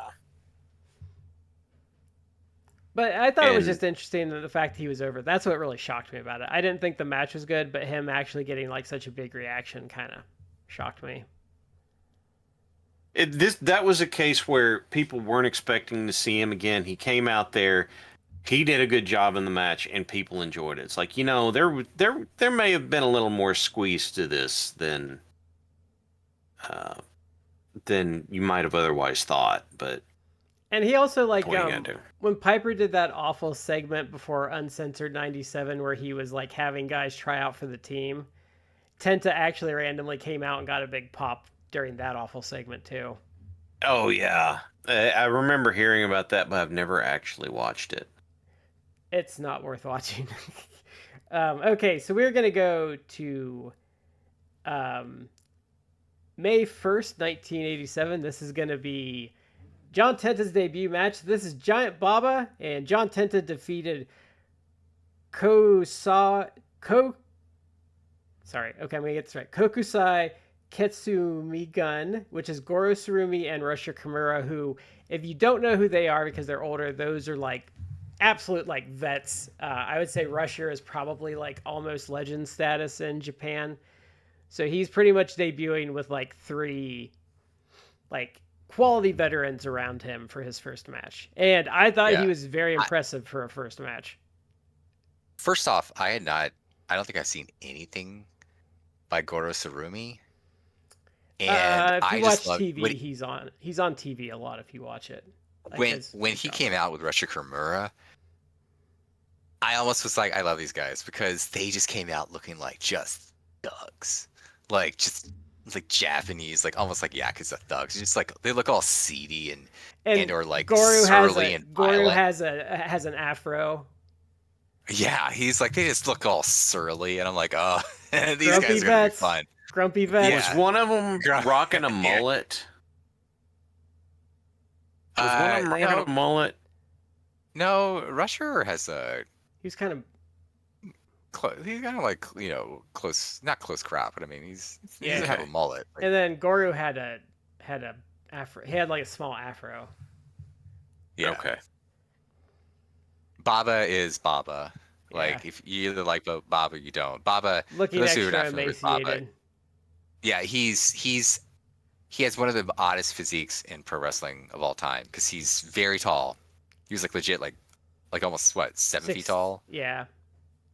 He's tall. He's kind of like a human. He is. He's kind of like a human Bumblebee because he does stuff that you don't think he should be able to do. Like he has, especially when he gets older, his offense looks really bad. And in this, he's winding down, like he's starting to head down the card. But he's like, so he's a weird watching this because I would say everything he does looks like shit, but he knows what he's doing. Yeah. Okay. Yeah. Yeah, I can get behind. This Baba has always just he is like the personification of gangly to me, and it's just Yeah. to me it's just really weird to watch. He has like I'm fascinated by his arms too, because he has this big like barrel chest frame, and he has little arms. Like my arms are neither well developed or super skinny, and they're like sticks. They're like sticks. It got that worse just as he pop got in this older. Huge frame. It got worse as he got older. Because remember we watched it. He still had it, but remember we watched the Dick the Bruiser match from like '69 or something, and his arms were small there, but they weren't like as bad as this. Yeah. It's just really weird. I mean, the guy did in real life have a form of gigantism, so he was much like Paul White or Andre the Giant. Certain people, like he actually had like a medical condition that caused him to be the size he is. So there was some kind of weird, I guess, like somewhat physical deformities that going on. But he was a huge star. Like, you can like his charisma does come through. Like he's weird to look at, and his offense doesn't look great, but he is like a compelling personality. Like even in this state, like you're still kind of like he's weird. His offense looks bad, but like when you see the charisma, you're kind of like, oh yeah, I get why you were the man for a long time. Yeah, and for those who don't know, like in Japan, I mean, he was like Hogan level, Randy Savage level. Like he was popular to the point where he broke through just wrestling. Like people in the culture of Japan knew who he was. Yeah, he and Inoki. He's very popular. Yeah, he probably wasn't as big as Inoki, but like he was up there. I would say that wasn't as big as Inoki, but I mean, predated Inoki, didn't he? No, they were kind of contemporaries. They were kind of contemporaries in the JWA, so they were like that next generation after Ricky Dozen. They won the tag titles a number of times together, and then they both split from the JWA. I think Inoki left because Baba was gonna. Well, I don't remember. One of them left because the other one was going to be a bigger star. And then they both ended up leaving, and then they formed their two promotions, which killed the JWA. Okay. But they were. I don't know who came first, but I think they like go well into like the 60s. Okay. Well, in any event, watching this match is an odd experience. Because, like you said, Baba's winding things down. Tenta is, it's his first time out there doing it, and he's doing okay. But so you have these people on the opposite ends of their careers up against these other guys, and it's to me, it's kind of an odd watch, if that makes sense. If I had to guess to an angle to this, I'm guessing Baba was feuding with Goro and Rusher because they're all going down the card. So it's a vet feuding with other vets, and he brings in John Tenta as his protege, is what I'm guessing the angle would be. So John Tenta is his young boy, his prize student that's going to help him out, is what I think. And that's kind of, I think, the language of the match with the two of them, I feel comes across that way. I also have to admit, I feel like that John Tenta, even at this stage when he's not a big dude, but big John Tenta with his singlet and then the tiny Canadian flag right here just looks so goofy to me. It was hard for me to... You know what I think? That was just really hard. I felt hard like they for me were to take seriously. I feel like they were trying to make him look like an Olympic athlete, is what I kind of took it as. It's just like, if you're gonna do that, it needs to be bigger, is what seems to me. Like, this needs to be a bigger thing on his gear than just this tiny Canadian flag. Yeah. So, Shad, since you are a worker, what did you think of him for like being his first ever match? for his first, there's some stuff that I saw that was just screaming at me that it was his first match. Um, he's very hesitant to move in from time to time. There was a spot where he did the exact same sequence twice, and I was like I know that they were setting up because now, okay, I'm gonna screw it up. Oh, it was I think a belly to belly, and then it was that weird kind of chicken wing submission thing Which that he I would thought looked do. cool as hell. That like kind of hangman like arm breaker he was doing on him. It was he'd go from a double underhook to lift him up like he was gonna do a Rochambeau, but then he's holding them there, so it's kind of a reverse double chicken wing or something like that. Yeah, I thought that looked cool. And so they keep trying to build to that, but I'm like, dude, don't keep setting it up with the same thing over and over again, because that's a rookie hallmark. But still, you know, we've said it 100 times. He moves well, he sells well, and even if he didn't have a lot of presence, he did a great job for his first match. So, there we go. What'd you think, Matt? For like, I thought he had a fine. I mean, Shad. One of the beautiful parts of this show is that Shad can add like details like that, where it's like, oh, I could tell like there's certain like rookie mistakes he made. Not hating on it, obviously, but he can add that perspective, which is like that's great. I actually thought he did like pretty well, considering this is like basically his first match. Like I thought he handled himself well. Like his selling was pretty good. Like, was it the best debut I've ever seen? Like no, but I thought it was good. Like I think he clearly showed promise. So I enjoyed the match. I feel I like liked. I feel like if you were at a show and you were a worker and you were watching that match, you'd be like, go pro and be like, hey, I want to work that guy the next show. Yeah, you would not be like this guy's a stiff, like he doesn't know what he's doing. Like you feel like, oh man, like this kid, like he has some talent. Like I can He work with gets this. it. So Like he's rough around the yeah, edges, but he like gets it. yeah. Okay, so we're gonna move on to the next one, which is Yoshiaki Yatsu, who was also another All Japan legend, beats John Tenta, and what I would say is like an energetic little sprint of a match. So a lot of it is Tenta just kind of flying around, causing havoc, and Yatsu's trying to ground him before he beats him with a figure four leg lock. I thought this was a fun little TV match. Mm-hmm.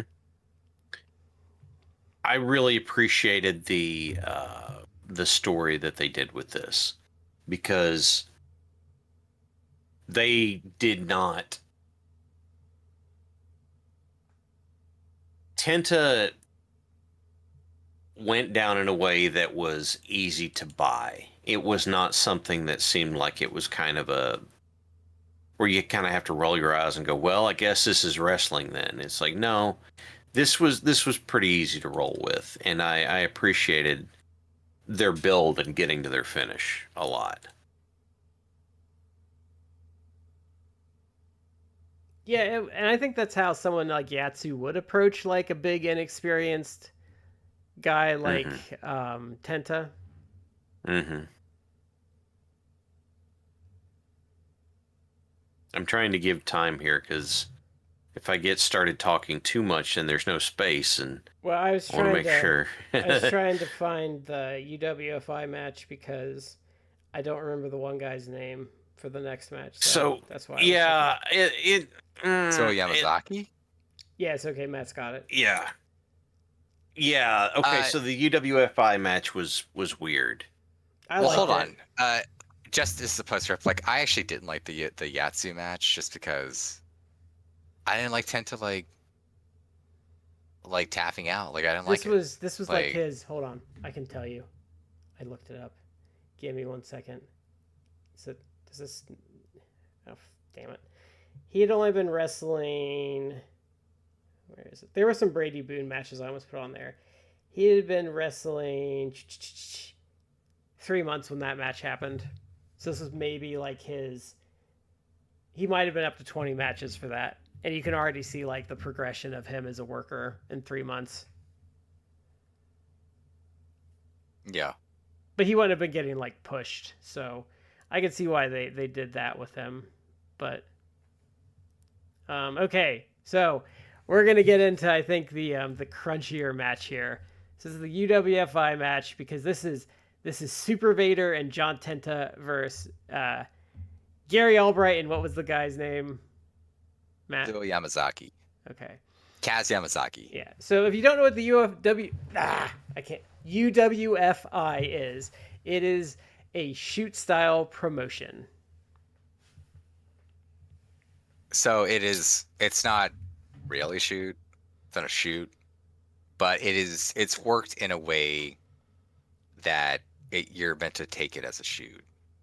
That's shoot style kind of. Yeah, it's a Kira Maede's like thing because like so it's like it's kind of like the and you can see it in this match even though it's a little different. This is kind of what the pure title was born out of. Yeah. Yeah. And this was something that kind of popped up in the 90s. And was actually it became quite popular in the 90s, but it was kind of short-lived. Well, there was a version of it in the 80s, and then it came back in the 90s and got popular for a bit, and then it kind of died off. But you could probably if you chronologically looked, you could probably like time the passing of it falling out of favor with the rise of MMA, UFC. And I think you had stuff like Pancrase and like Shuto and Rings and Battle Arts kind of nipping at it too. Rings and Battle Art were very popular too at the time. And K1, I think like stuff like K1 started getting popular in the mid 90s. Like you said, MMA. I don't remember when Pride started. I think Pride started like 97 or 98.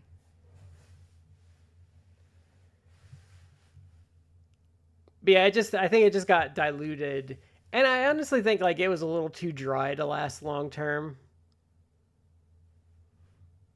I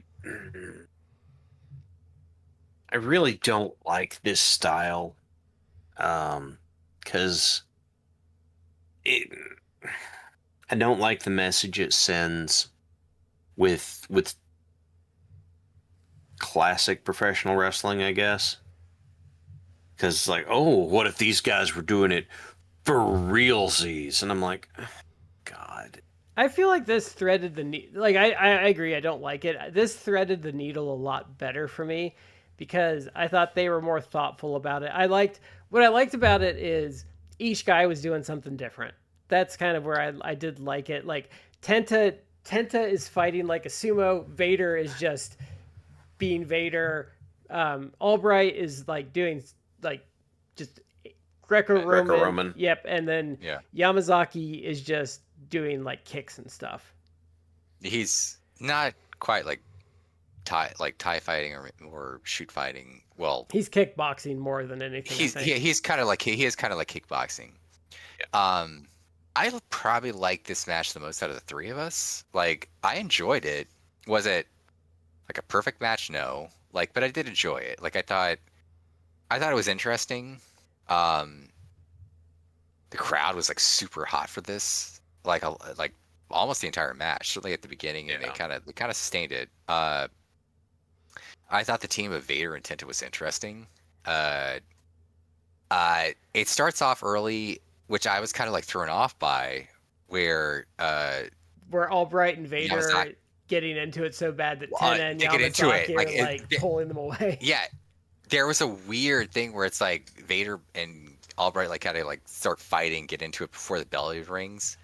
And again, this is like 20 plus years ago, so I don't know what the backstory was. I don't know if it's like they're trying to work an angle. Or I think they're working it. I think Vader was like their heavyweight champion around now.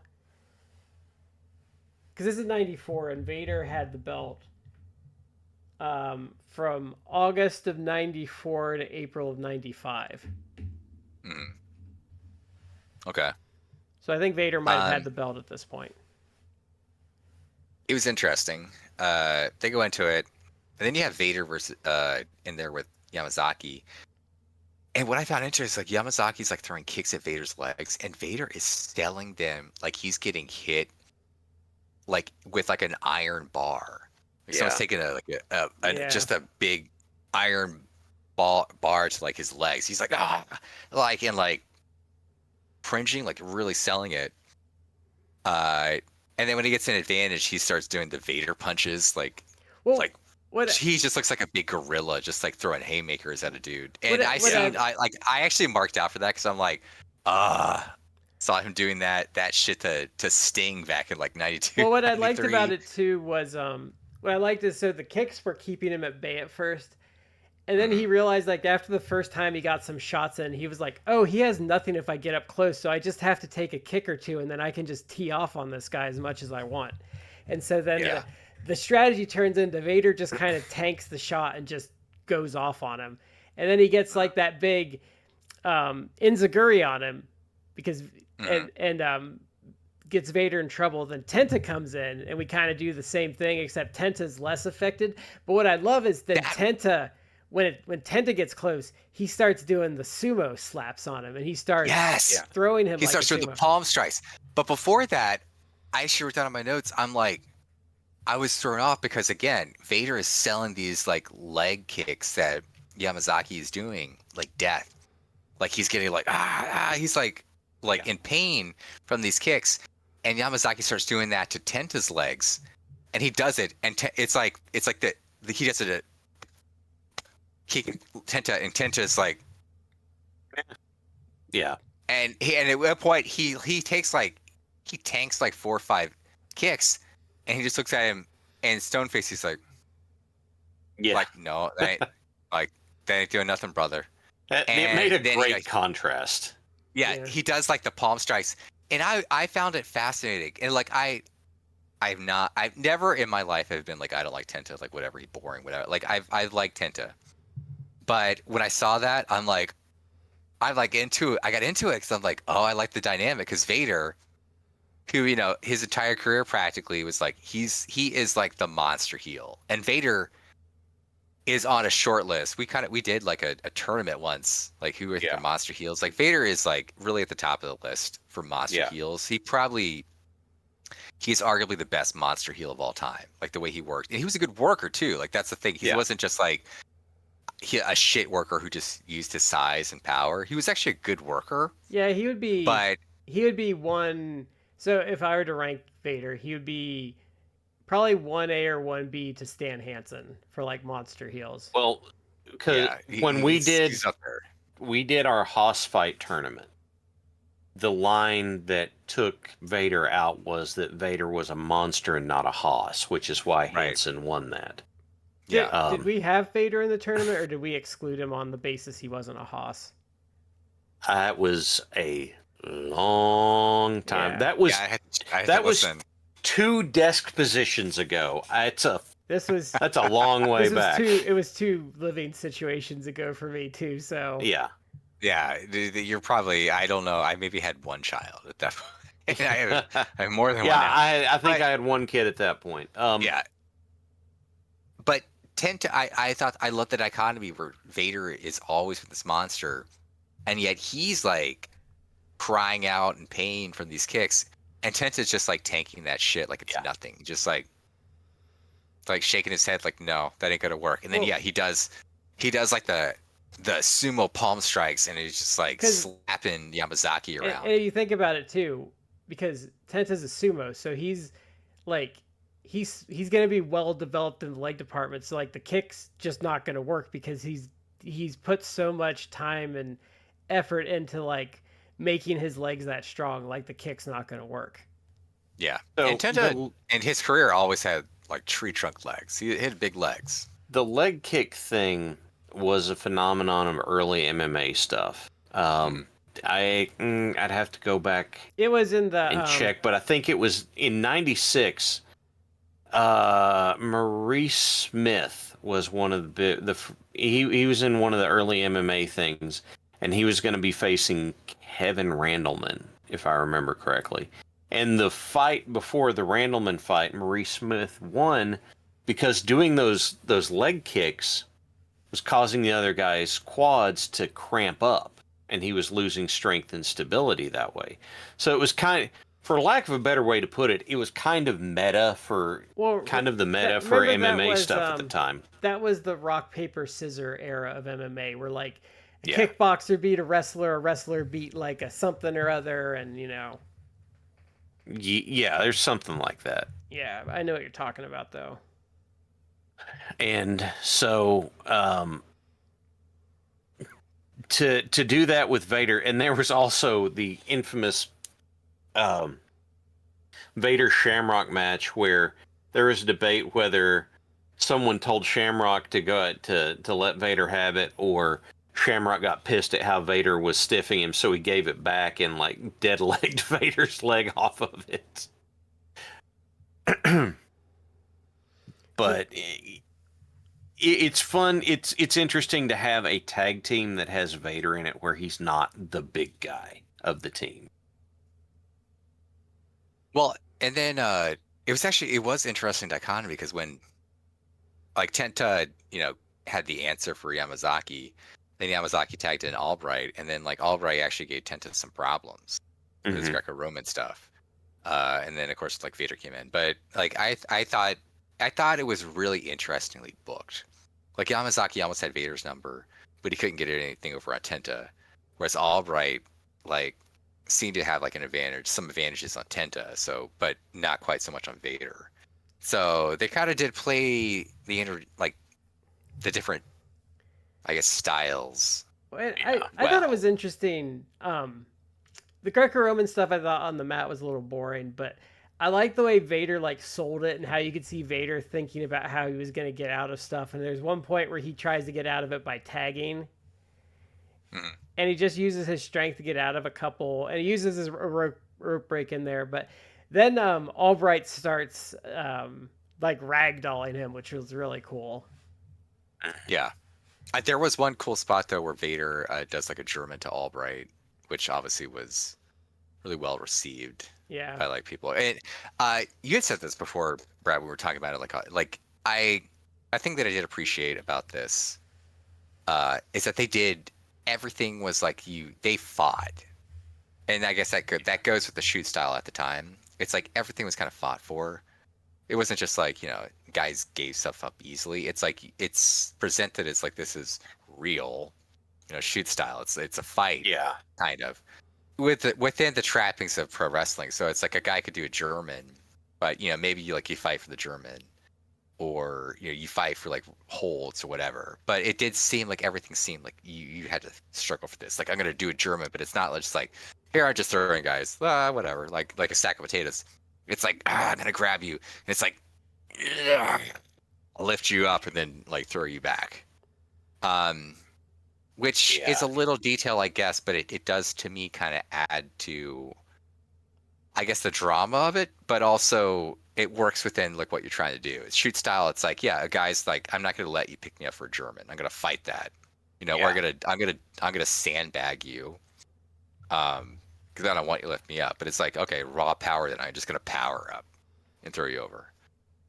And then so pretty much he gets Albright out of the ring. Yamazaki comes back in. Also, he did successfully get Tenta with Enziguri. So he's had success doing this Enziguri. So he goes for that for a third time. Vader ducks it. And then he does, I thought the powerbomb was cool as hell. He just deadlifts him into the powerbomb and just KOs him with that. And that's the end of the match. And I guess, he powerbomb, and that's almost realistic, where it's like he powerbombs him. He doesn't pin him. He's like powerbombs him. And the ref just like, like a 10 count. It's like, Yamazaki's out. Well, anytime someone gets dropped on their head, they 10 count them. So they're doing kind of like a knockout thing, which is a little weird at first, but then you adjust to it pretty quick. But I thought the way Vader got the powerbomb on him was like super cool. The thing that I ran into with this match is that there was cool stuff in it, but the connective tissue sucked. The stuff that holds that cool stuff together was just killing me. And so I'm watching this. I'm like, okay, that's cool, and I like that, but oh God, I'm just dying here because it's hard to put a word to, I guess, but I enjoyed what each guy brought to the table. They got their own chance to shine. There were cool spots in it, but I just did not like the match as a whole. I That's get that.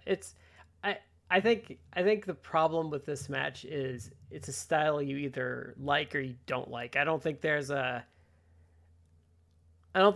a being indifferent to this style. Like I think because I typically don't like it. I think it's a little too dry, and so I was a little surprised I liked this match as much as I did. mm-hmm. Because I like the contrast. I like that each of them did something different. Like they each had like a role in the match. They all brought something to the table. I thought Tenta looked really cool in this match, Mm-hmm. and I thought it was fine for what it was. I was actually surprised how quick the match went. Yeah. And Matt obviously liked it because he started off. Yeah. Pretty I like pretty it. clearly. Yeah. It's not. I don't know what I would rate it as. I'd probably rate it 3 stars. That's about what I'd give it. Maybe I give it 3. maybe if I watched it because of personal preferences, things I liked about it, maybe I'd rate it a little higher. But I certainly wouldn't go as higher than 3.5. But I don't know if I'd go. I think that I'd far. go 3 3. stars. I would think is fine. Yeah, I would say 3. Yeah, it's not. Is it the best match? No. But I enjoyed it. I thought it was. I thought it was interesting. I thought there was interesting things about it. There's some fun stuff about it. If you said make a comp of like stuff from '94 from all of wrestling, this would probably make it. It's unique enough. I feel like it showed some interesting stuff. Yeah, if you're like, do some highlights of '94, and be like, yeah, this would be on there, like that. And you don't you don't have to be like some 4-star classic. Like you can just be something that was notable or memorable or decent enough. And I think, and especially in the landscape of '94, like a 3-star match would put it like probably in the upper. Yeah, tiers. I was about to say. I feel that Meltzer has really ruined his rating scale. At the same time, he's not wrong in the sense that modern wrestling is better than, I can say it's ever been, but it's better than what you got 30 years ago. Because in '94, if you had a 3-star match, it's like if you had if you had a pay-per-view or show of 8 matches, and half was like 3 stars and up, not like 5-star matches, but let's say you had of those 8 matches, 2 or 3 of them were 3-star matches, and 1 or 2 were 4-star matches. You'd be like, damn, this is a great pay-per-view. I gotta get this pay-per-view. A 4-star, it's you had 2, let's say you had 2 3-star matches, 2 4-star matches. It's damn, that's a great pay-per-view. And the other 4 were in the 2-star range. You'd be like, that's a great pay-per-view. Nowadays, if you had a pay-per-view of 8 matches, where it's that same 2 4-star matches, 2 3-star matches, and then everything else under 2, you'd be like, skippable. Trash. That's a dynamite, maybe. It's whatever. So we were kind of spoiled. A 3-star match in '94 would be maybe I put this on my best of compilation for the year. I wanted to see what the best match of '94 was from the Observer, just out of curiosity. Obviously, AAA won in '94 for Promotion of the Year. AAA. Yeah, that was their first year though. Okay, '94. So, Razor vs. Sean ladder match won for '94. That makes sense. Because that would have been unique at the time. That's true. Interesting year though, because Brett and Owen was on that show too, which is also 5 stars in my opinion. I would guess the novelty of seeing the ladder match on a big stage for the first time would be probably what put that over the top. Yeah. For all the people that complain he doesn't rate women's wrestling well, '93 match of the year was Manami Toyota and Toshio Yamada versus Dynamite Kansei and Mayumi Ozaka in All Japan Women's Wrestling. Look, Oh, and no 95 offense. was Toyota versus Noe. So, No offense, but Manami Toyota in the '90s was to Dave Meltzer what Will Ospreay I in know. the 2010s is to him. Like he will rate just about anything Manami Toyota, and not saying she doesn't deserve it, but I mean She's well he'll rate liked. just about anything about Toyota like 5 stars. Like I'm very careful to criticize her because Terry on the Discord will knife me if I speak ill of her. I do like her. Her stuff's really good. I think she does a lot of great stuff. Her one with Aja Kong that Shad and I watched is really cool. Like the way they did that match. But sometimes I feel like she's a little too much get my shit in with how she does mm, matches. I've got to do the spots that people want to see me Yeah, do. because Tony Storm used to be really bad about that, and I think like that's part of why she's gotten so much better as Timeless Tony is she doesn't do get my shit in anymore. I got a huge laugh out of a realization I had with Tony Storm, because here recently I saw that she started doing something that I hadn't seen her doing before. Is she's throwing old school Mongolian chops, and I was like, what the hell? Like, why would? And then I was poking around and I saw someone point out, it's like, she's like, the idea is that she's like a 40s era movie star. She's doing big spots from 40s era stuff with the big Mongolian Yeah. chop and the Thez press and shit. And I'm like, okay, you know what? She is so secure in her position that she is dicking around with her offense and it fits and it works. And I she appreciate the hell out of that. and she legit cursed Blake Monroe. I said shoot a lifetime of mediocrity. Yeah, she might It's want to like, take that oh, one back. Okay, Tony Khan drew money using Mariah May. Like, having Mariah do feuds while I guess Tony was making the movie or whatever, like, it worked. It did well. What happened? bed brained. Yeah. No, I don't. I know Go- that. That's not what I mean. But how do you take Mariah over here doing this, and then you put her over here, Because and they you get what we've got now? because they put Because her the in, audience, well, no, I think if you would have brought her out. So the problem is I think she's in NXT. Like it's the same problem Ricky Starks has. If you had taken Ricky Starks and just put him on the main roster with his gimmick, he would have been fine. I think if you had put Mariah May on the roster, she would have had to tone down the sex stuff because I think that's part of the problem because I don't think Fed fans like are, and it's not like this Big isn't words. well, no, I think like the double entendre like sex stuff isn't something they're like necessarily into. I think that's a No. preference thing that they've missed on.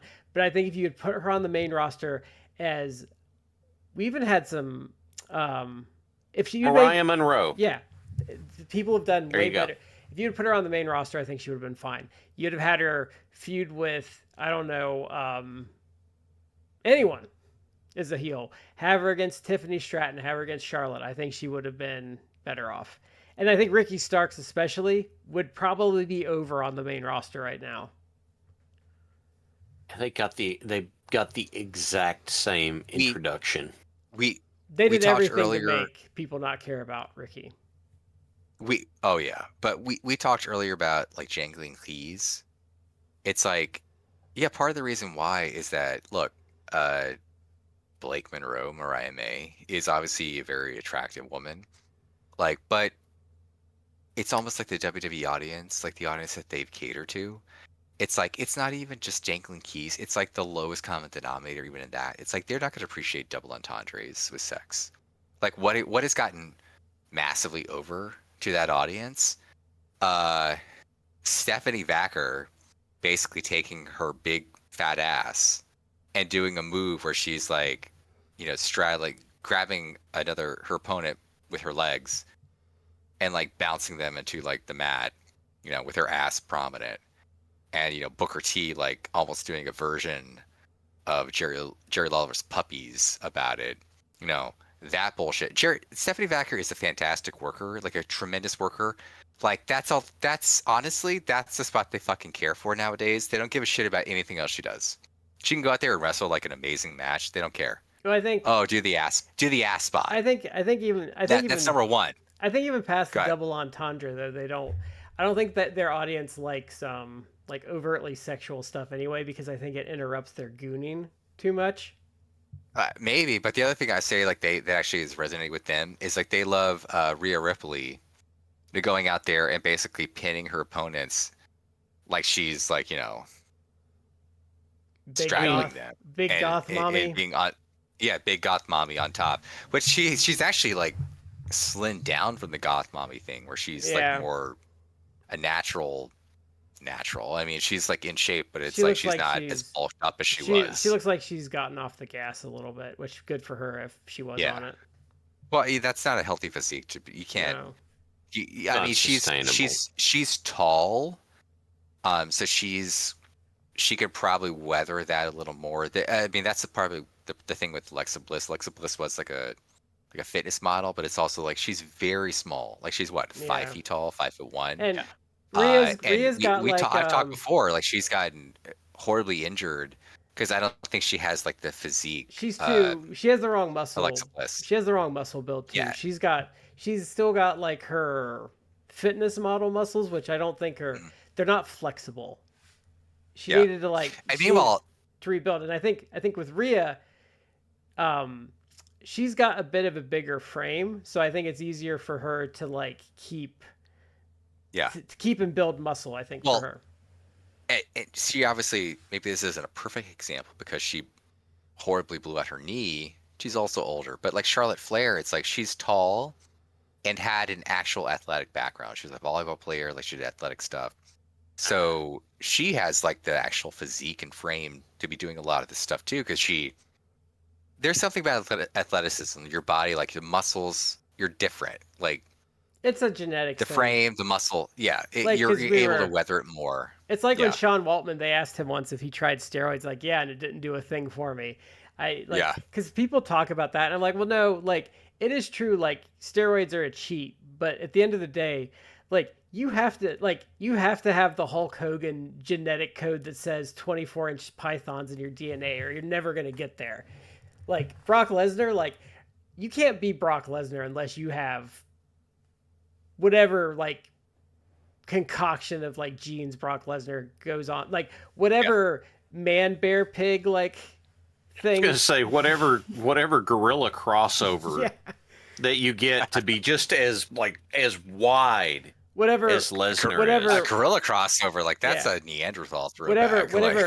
Whatever gorilla Conan the Barbarian had sex with that he descended from is like, but like that's what I said, like you just have to have you have to have some genetic composition. I even think like even like your relative health, like if you go to the NFL, like the fact that Anthony Richardson can't take a hit in the NFL without getting injured for a game, like I think there's just genetic components to that, and I think wear and tear is part of it. Like I think Mick Foley just had like the right like makeup to horribly abuse himself, and then he overdid it. But Foley's a deceptively big guy. Like I think I've said before in the show, like I've actually like met him, got a picture with him. He's like 6'4", and actually like a big dude. It's just that he came up and he in an era where it's like he's like fake. Well, he does, but I mean, he came up in an era where it's like remember his feud with with Undertaker, who's bigger than him. His feud in WCW with Vader, who was bigger than him. No. Like he's always kind of like paired off with guys that he was actually bigger than, but he's actually a big dude. Yeah, he's tall. Like he's big. He's actually taller than Vader is, but he wasn't as wide as Vader was. Yeah. I met both of them. Vader and I were eye to eye. Foley was just a little bit taller than me, and it was like I was like, did not expect that. I went to his comedy show. It's been forever because I don't even think he's done that in like a decade. But he's very big, but he's also hunched over. Like he's permanently like hunched. Yeah. So you don't like quite appreciate his size. Yeah. But Foley was also built with like broad hips, which helps, disperse your impacts and stuff like that.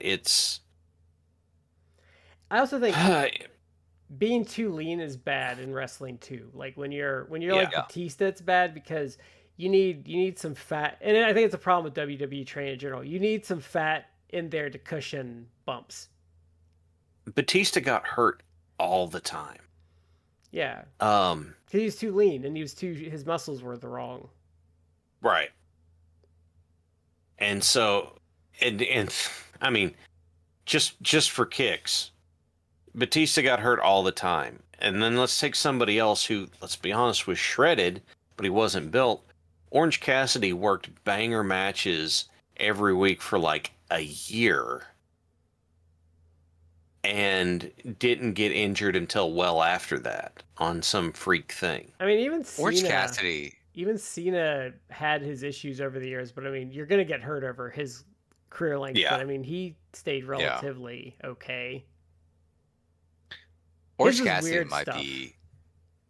Orange Cassidy might be one of those guys who, like, Sting in his own right is like a weird freak of nature. He's not a Sting freak of nature, obviously, because Sting was obviously a much bigger dude. But Orange Cassidy is like, he's a guy that it's like, if you stood next to him, he's probably like, I'm not gonna say slight, but like reasonably smaller for a pro wrestler, but ridiculous shape. And like, I know Brad and I have seen him do matches before where it's Well, like I've met him. I've seen I have his I've autograph. seen him shimmy up a fucking pole like it Yeah. was nothing. Yeah. And it's like the dude has like ridiculous core strength. He's in fantastic shape. He has like washboard abs basically. And it's like I've never had washboard abs. I had a friend once who like he's a mutual friend of me and a buddy of mine. And he's like, "Oh yeah, I had washboard abs once." We're like astounded. friend. We're like, "What? Really? You had washboard abs?" He's like, "Cause he's a in shape dude." We're like, "Wow, like how was that? Like washboard abs?" He's like, "Yeah, I hated it." We're like, "What?" He's like, "Yeah, like I had to work out like twice a day, and I couldn't eat like anything. Like I couldn't eat I had a friend carbs, that had him. whatever." No, Yeah. So he I've- was like, "It was miserable. I hated it." I've And we're met like, "Okay." I met Orange, but he was an ant at the time. So I've met him in an outfit, and I have his autograph as an ant. But yeah. But I think Tenta is a better worker than I think his reputation. He deserves a better reputation as a worker, I think, from watching Yeah. this stuff. I agree. I agree. Well, go ahead, Chad. Let me. I was going to say, the thing I think that turned me on for John Tenta, and it's hard for me to. There was something we watched. It was an older Mania. Someone might have asked us to watch it, something like that. And it was Natural Disasters were in a match. And here they come down to the ring, and here's John Tenta, and here's Uncle Fred. And they get in the ring, and Typhoon's moving, big guy moving kind of slow, that sort of stuff. But right next to him, you had the contrast of how easily John Tenta was moving around and doing stuff and selling and everything. And just from watching that, it gave me a great appreciation of how good Tenta was in the ring, even if I do think dude should have probably had more offense regularly than he got. That might have been that one of those UK shows we did close together. Maybe it was. Maybe it SummerSlam was. '93 or like Rampage or whatever that show was. Yeah. Yeah, Mr. Hitman. I agree. I think Tenta was a better worker than he got credit for. I think also the problem for him is that his career, he died in like 2006, but I looked up his last matches were in 2003. And Yeah. Japan. So he started in 87. So you're talking about a 16-year career, which, I guess for the time, like back in the day, like a 16-year career wasn't like, and oh, you had a short career. Like if you had a 16-year career from like the period of 87 to 2003, like 16 years, you would have been like, well, you probably had you could have had like a decent career if you went beyond just the indies. Like you probably would have had a decent career. he did. And I think he did, but He had bad timing much though. of that, well, much of that career was either in the WWF/WWE and WCW, where I don't know that he was utilized the way that he could have been. He was. So I think the problem he has too for being remembered. So like, so he's in All Japan, left right before it got hot. Shows up in WWE right as they start getting cold, and then he leaves and he's in WCW while it's cold, and then he goes back to WWE when it's hot, but he has a Cartman doll and a tennis ball in his head. mask. Yeah. And then he goes to All Japan after like the Exodus. So I think he just had bad timing for a lot of it. Yeah. And also, Yeah. we also have to talk about I'm not a shark, I'm a man. Oh yeah. He could have Did done they- a lot. Did they say Avalanche was too close to being an earthquake? Is that what Yeah. happened? Yeah, I think so.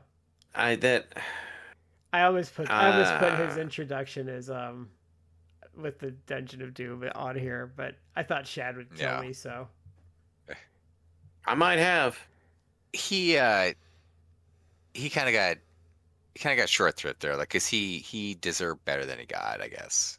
Because he was actually a pretty good worker. So if timeline wise, like, you had seen more of him in Japan, you would have probably seen a lot better. Or conversely, it's like he came along a lot later. Mm-hmm. Like, you saw Tenta in like the last, instead of like his 16-year career, like from 87 to 2003, like, let's say he was younger, like he started 2003 to like 2019, whatever. Like, unfortunately, that would have been like, he would have been in WWE potentially, but you would also could have probably seen him on the indies, like Ring of Honor, or in Japan or something. You would have able to see more of what he could do, and I think he could have done a lot. Like, I think he was actually a much better worker than he does get credit for. And it's tough to say because, again, like, unlike someone like Vader, who did have a very extensive Japanese career before he, like, did stuff in the 90s in America,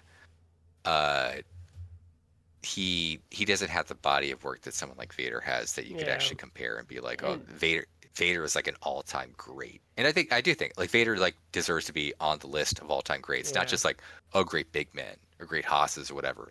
Like, Vader was an all-time great overall. yeah. And I think it Tenta hurts. doesn't quite get that, but I think he was better than he gets credit for. Because his best stuff's kind of hidden. Because his best stuff is like All Japan, in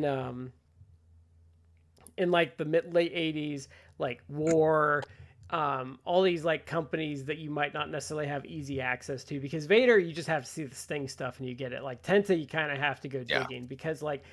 I even think seeing his debut match for someone that only knows him as Earthquake in the WWE would have their opinion changed of him like pretty quickly just from that match, and it's his debut match. Mm-hmm. Or even I think even the UWFI, as much as like Shad didn't like it, I think that would change your opinion of him really quick. Oh yeah, even if I didn't like the match, I still recognize that he was good in it. Yeah, but it's stuff like that. Like, you're not going to necessarily see the UWFI match. You're not going to necessarily see like the All Japan match. I should have put the Road Warriors match that he and Baba had a couple weeks after that first one. But like in the All Japan stuff, you do see more out of him. You go like, oh, this guy like has a lot of potential in him. But I think that is it for this week. I'm still confused because it was Labor Day, so I still am having trouble realizing this is Tuesday. So we'll be back. We'll be back next week. I don't know what we're doing. We might go back to the USWA. I don't even know why I picked John Tenta for this week. I just thought it'd be a fun little diversion. By the way, every now and then, John Tenta's son shows up in the Squared Circle subreddit with pictures and good stories about his dad. So just keep your eye out for that. That is a positive look. Pro wrestling can be an awful, seedy, awful, like horrible, depressing business. But John Tenta, again, without knowing him, but and not really even getting like a ton of stories outside of his son about how he is. But I haven't heard anyone be like, "Oh, John Tenta, what an asshole that guy was." Usually, like, people don't have bad things to say. You don't hear No. much about him, which usually says if they don't have a lot of stories about him, it means he was painfully normal as a human being. Yeah. Yeah. It's Yes, like, hey, but- what are you going to do tonight? He's like, I'm going to go to bed. Yeah. Yeah, but from the stuff, a lot of the stuff you hear is from his son, who is on social media. He's not really hard to find. Like, he's on Instagram. I think I follow him on Instagram. And from I think he has a sister too. So it's like John Tenta had like I think 2 kids. And I think he actually met the mom from his like overseas stuff. Is the mom like Filipino? I think she's Filipino. I'm not that's sure. right. Anyway, he just talks glowingly and lovingly about his father. So it seems that John Tenta was at a minimum like a loving husband and just a loving dad, like a great dad to them. Because John Tenta's son has just he's not like, oh yeah, I had a like troubling, contentious relationship with my dad. It's like, no, like my dad was awesome. I loved my dad. Like, That's brutal to lose just him. So positive things. that's brutal. Super to positive lose him things so to say young, about him. too. Yeah, at 42. Well, yeah, younger than I 42. am. 2006. So Yeah. I don't know when his son was born, but his son's pretty young. If I had to guess, his son's probably not older than like 30 or so. So I mean, his son was probably like young, like maybe young, maybe early teens. Yeah, that's what I was gonna say. So that's brutal. Like, and it's hard to remember he died that young. Because even if I don't think about it for a while, like, oh yeah, John Tenta died at like 46 or something. Like, I'm like, holy shit, he died at 42. 2006 is almost next year. Very soon, it's gonna be 2026. It's like that's 20 years ago. Yeah. And it's like I remember when he died, and it's like, oh, that's sad. But it's like I can't believe it's 20 years since that happened. And he's one of those guys he's one of those guys I feel bad about because I've never disliked Tenta. I've always thought he was enjoyable, but like I feel bad with those guys like him where it's like I appreciate him so much more now as a worker than when he was actually alive. It makes me feel bad sometimes because now it's like I'm like, oh, he had like a lot going for him as a worker. Like I really like these things he does, and it's sad when you don't appreciate that about someone when they're still here. In a weird way, I feel that way about Kamala, because it's like when I was growing up, I'm like, Kamala, like that guy sucks, like he's the shits. And then through this show, like we've seen a lot of Kamala stuff. I'm like, actually, Kamala was a deep worker. Like, was he putting on 5-star matches? Like, no, but it's like, wow, the art form of professional wrestling is like he did everything right. Where it's like he was a big guy, he went out there, he didn't injure his opponents, he made his opponents look good, and he made money doing this for like the better part of like 15, 20 years. And so guys it's like Brett talk about how smart. he didn't have an ego about bumping for them and stuff. So here's what I thought this would be good for us to end with. This was from a Bret Hart interview. For me, John Tenta, Earthquake, when he first came in, he was this massive 6'8", 450-pound guy, but he was this quiet, demure, gentle giant who said please and thank you to everyone and called everyone sir. He came in and was pushed as this brutal monster who sent everyone to the hospital and put Hogan down on television, which upset all the kids. Backstage, John hated being a heel. He loved kids, he loved playing with them and having them sit on his knee, but when he'd go to airports and have kids crying and running away from him, it would really upset him. When he turned face in '92, the world saw the real man. The smile when he would come to the ring, the cheers he got from everyone when the kids saw him as a good guy warmed his heart. When he won the tag titles, the look of elation on his face was so pure and genuine. He finally got to be the good guy outside of the ring. He loved the reaction he got, and backstage, everyone respected the hell out of John, and we were crushed when he passed away. How many people do you get stuff like that from? Like Bobby Eaton, Brody Lee. Like there's not a lot that you get that sort of stuff from. Kamali kind of got it from Mean Gene. You got some of that from. Yeah. The more people should have been appreciative of what Mean Gene did for them. Shame on all of them that didn't go to his funeral, because there's so many people that got over because of. Wasn't the only one that went DDP? Someone else went too, I think.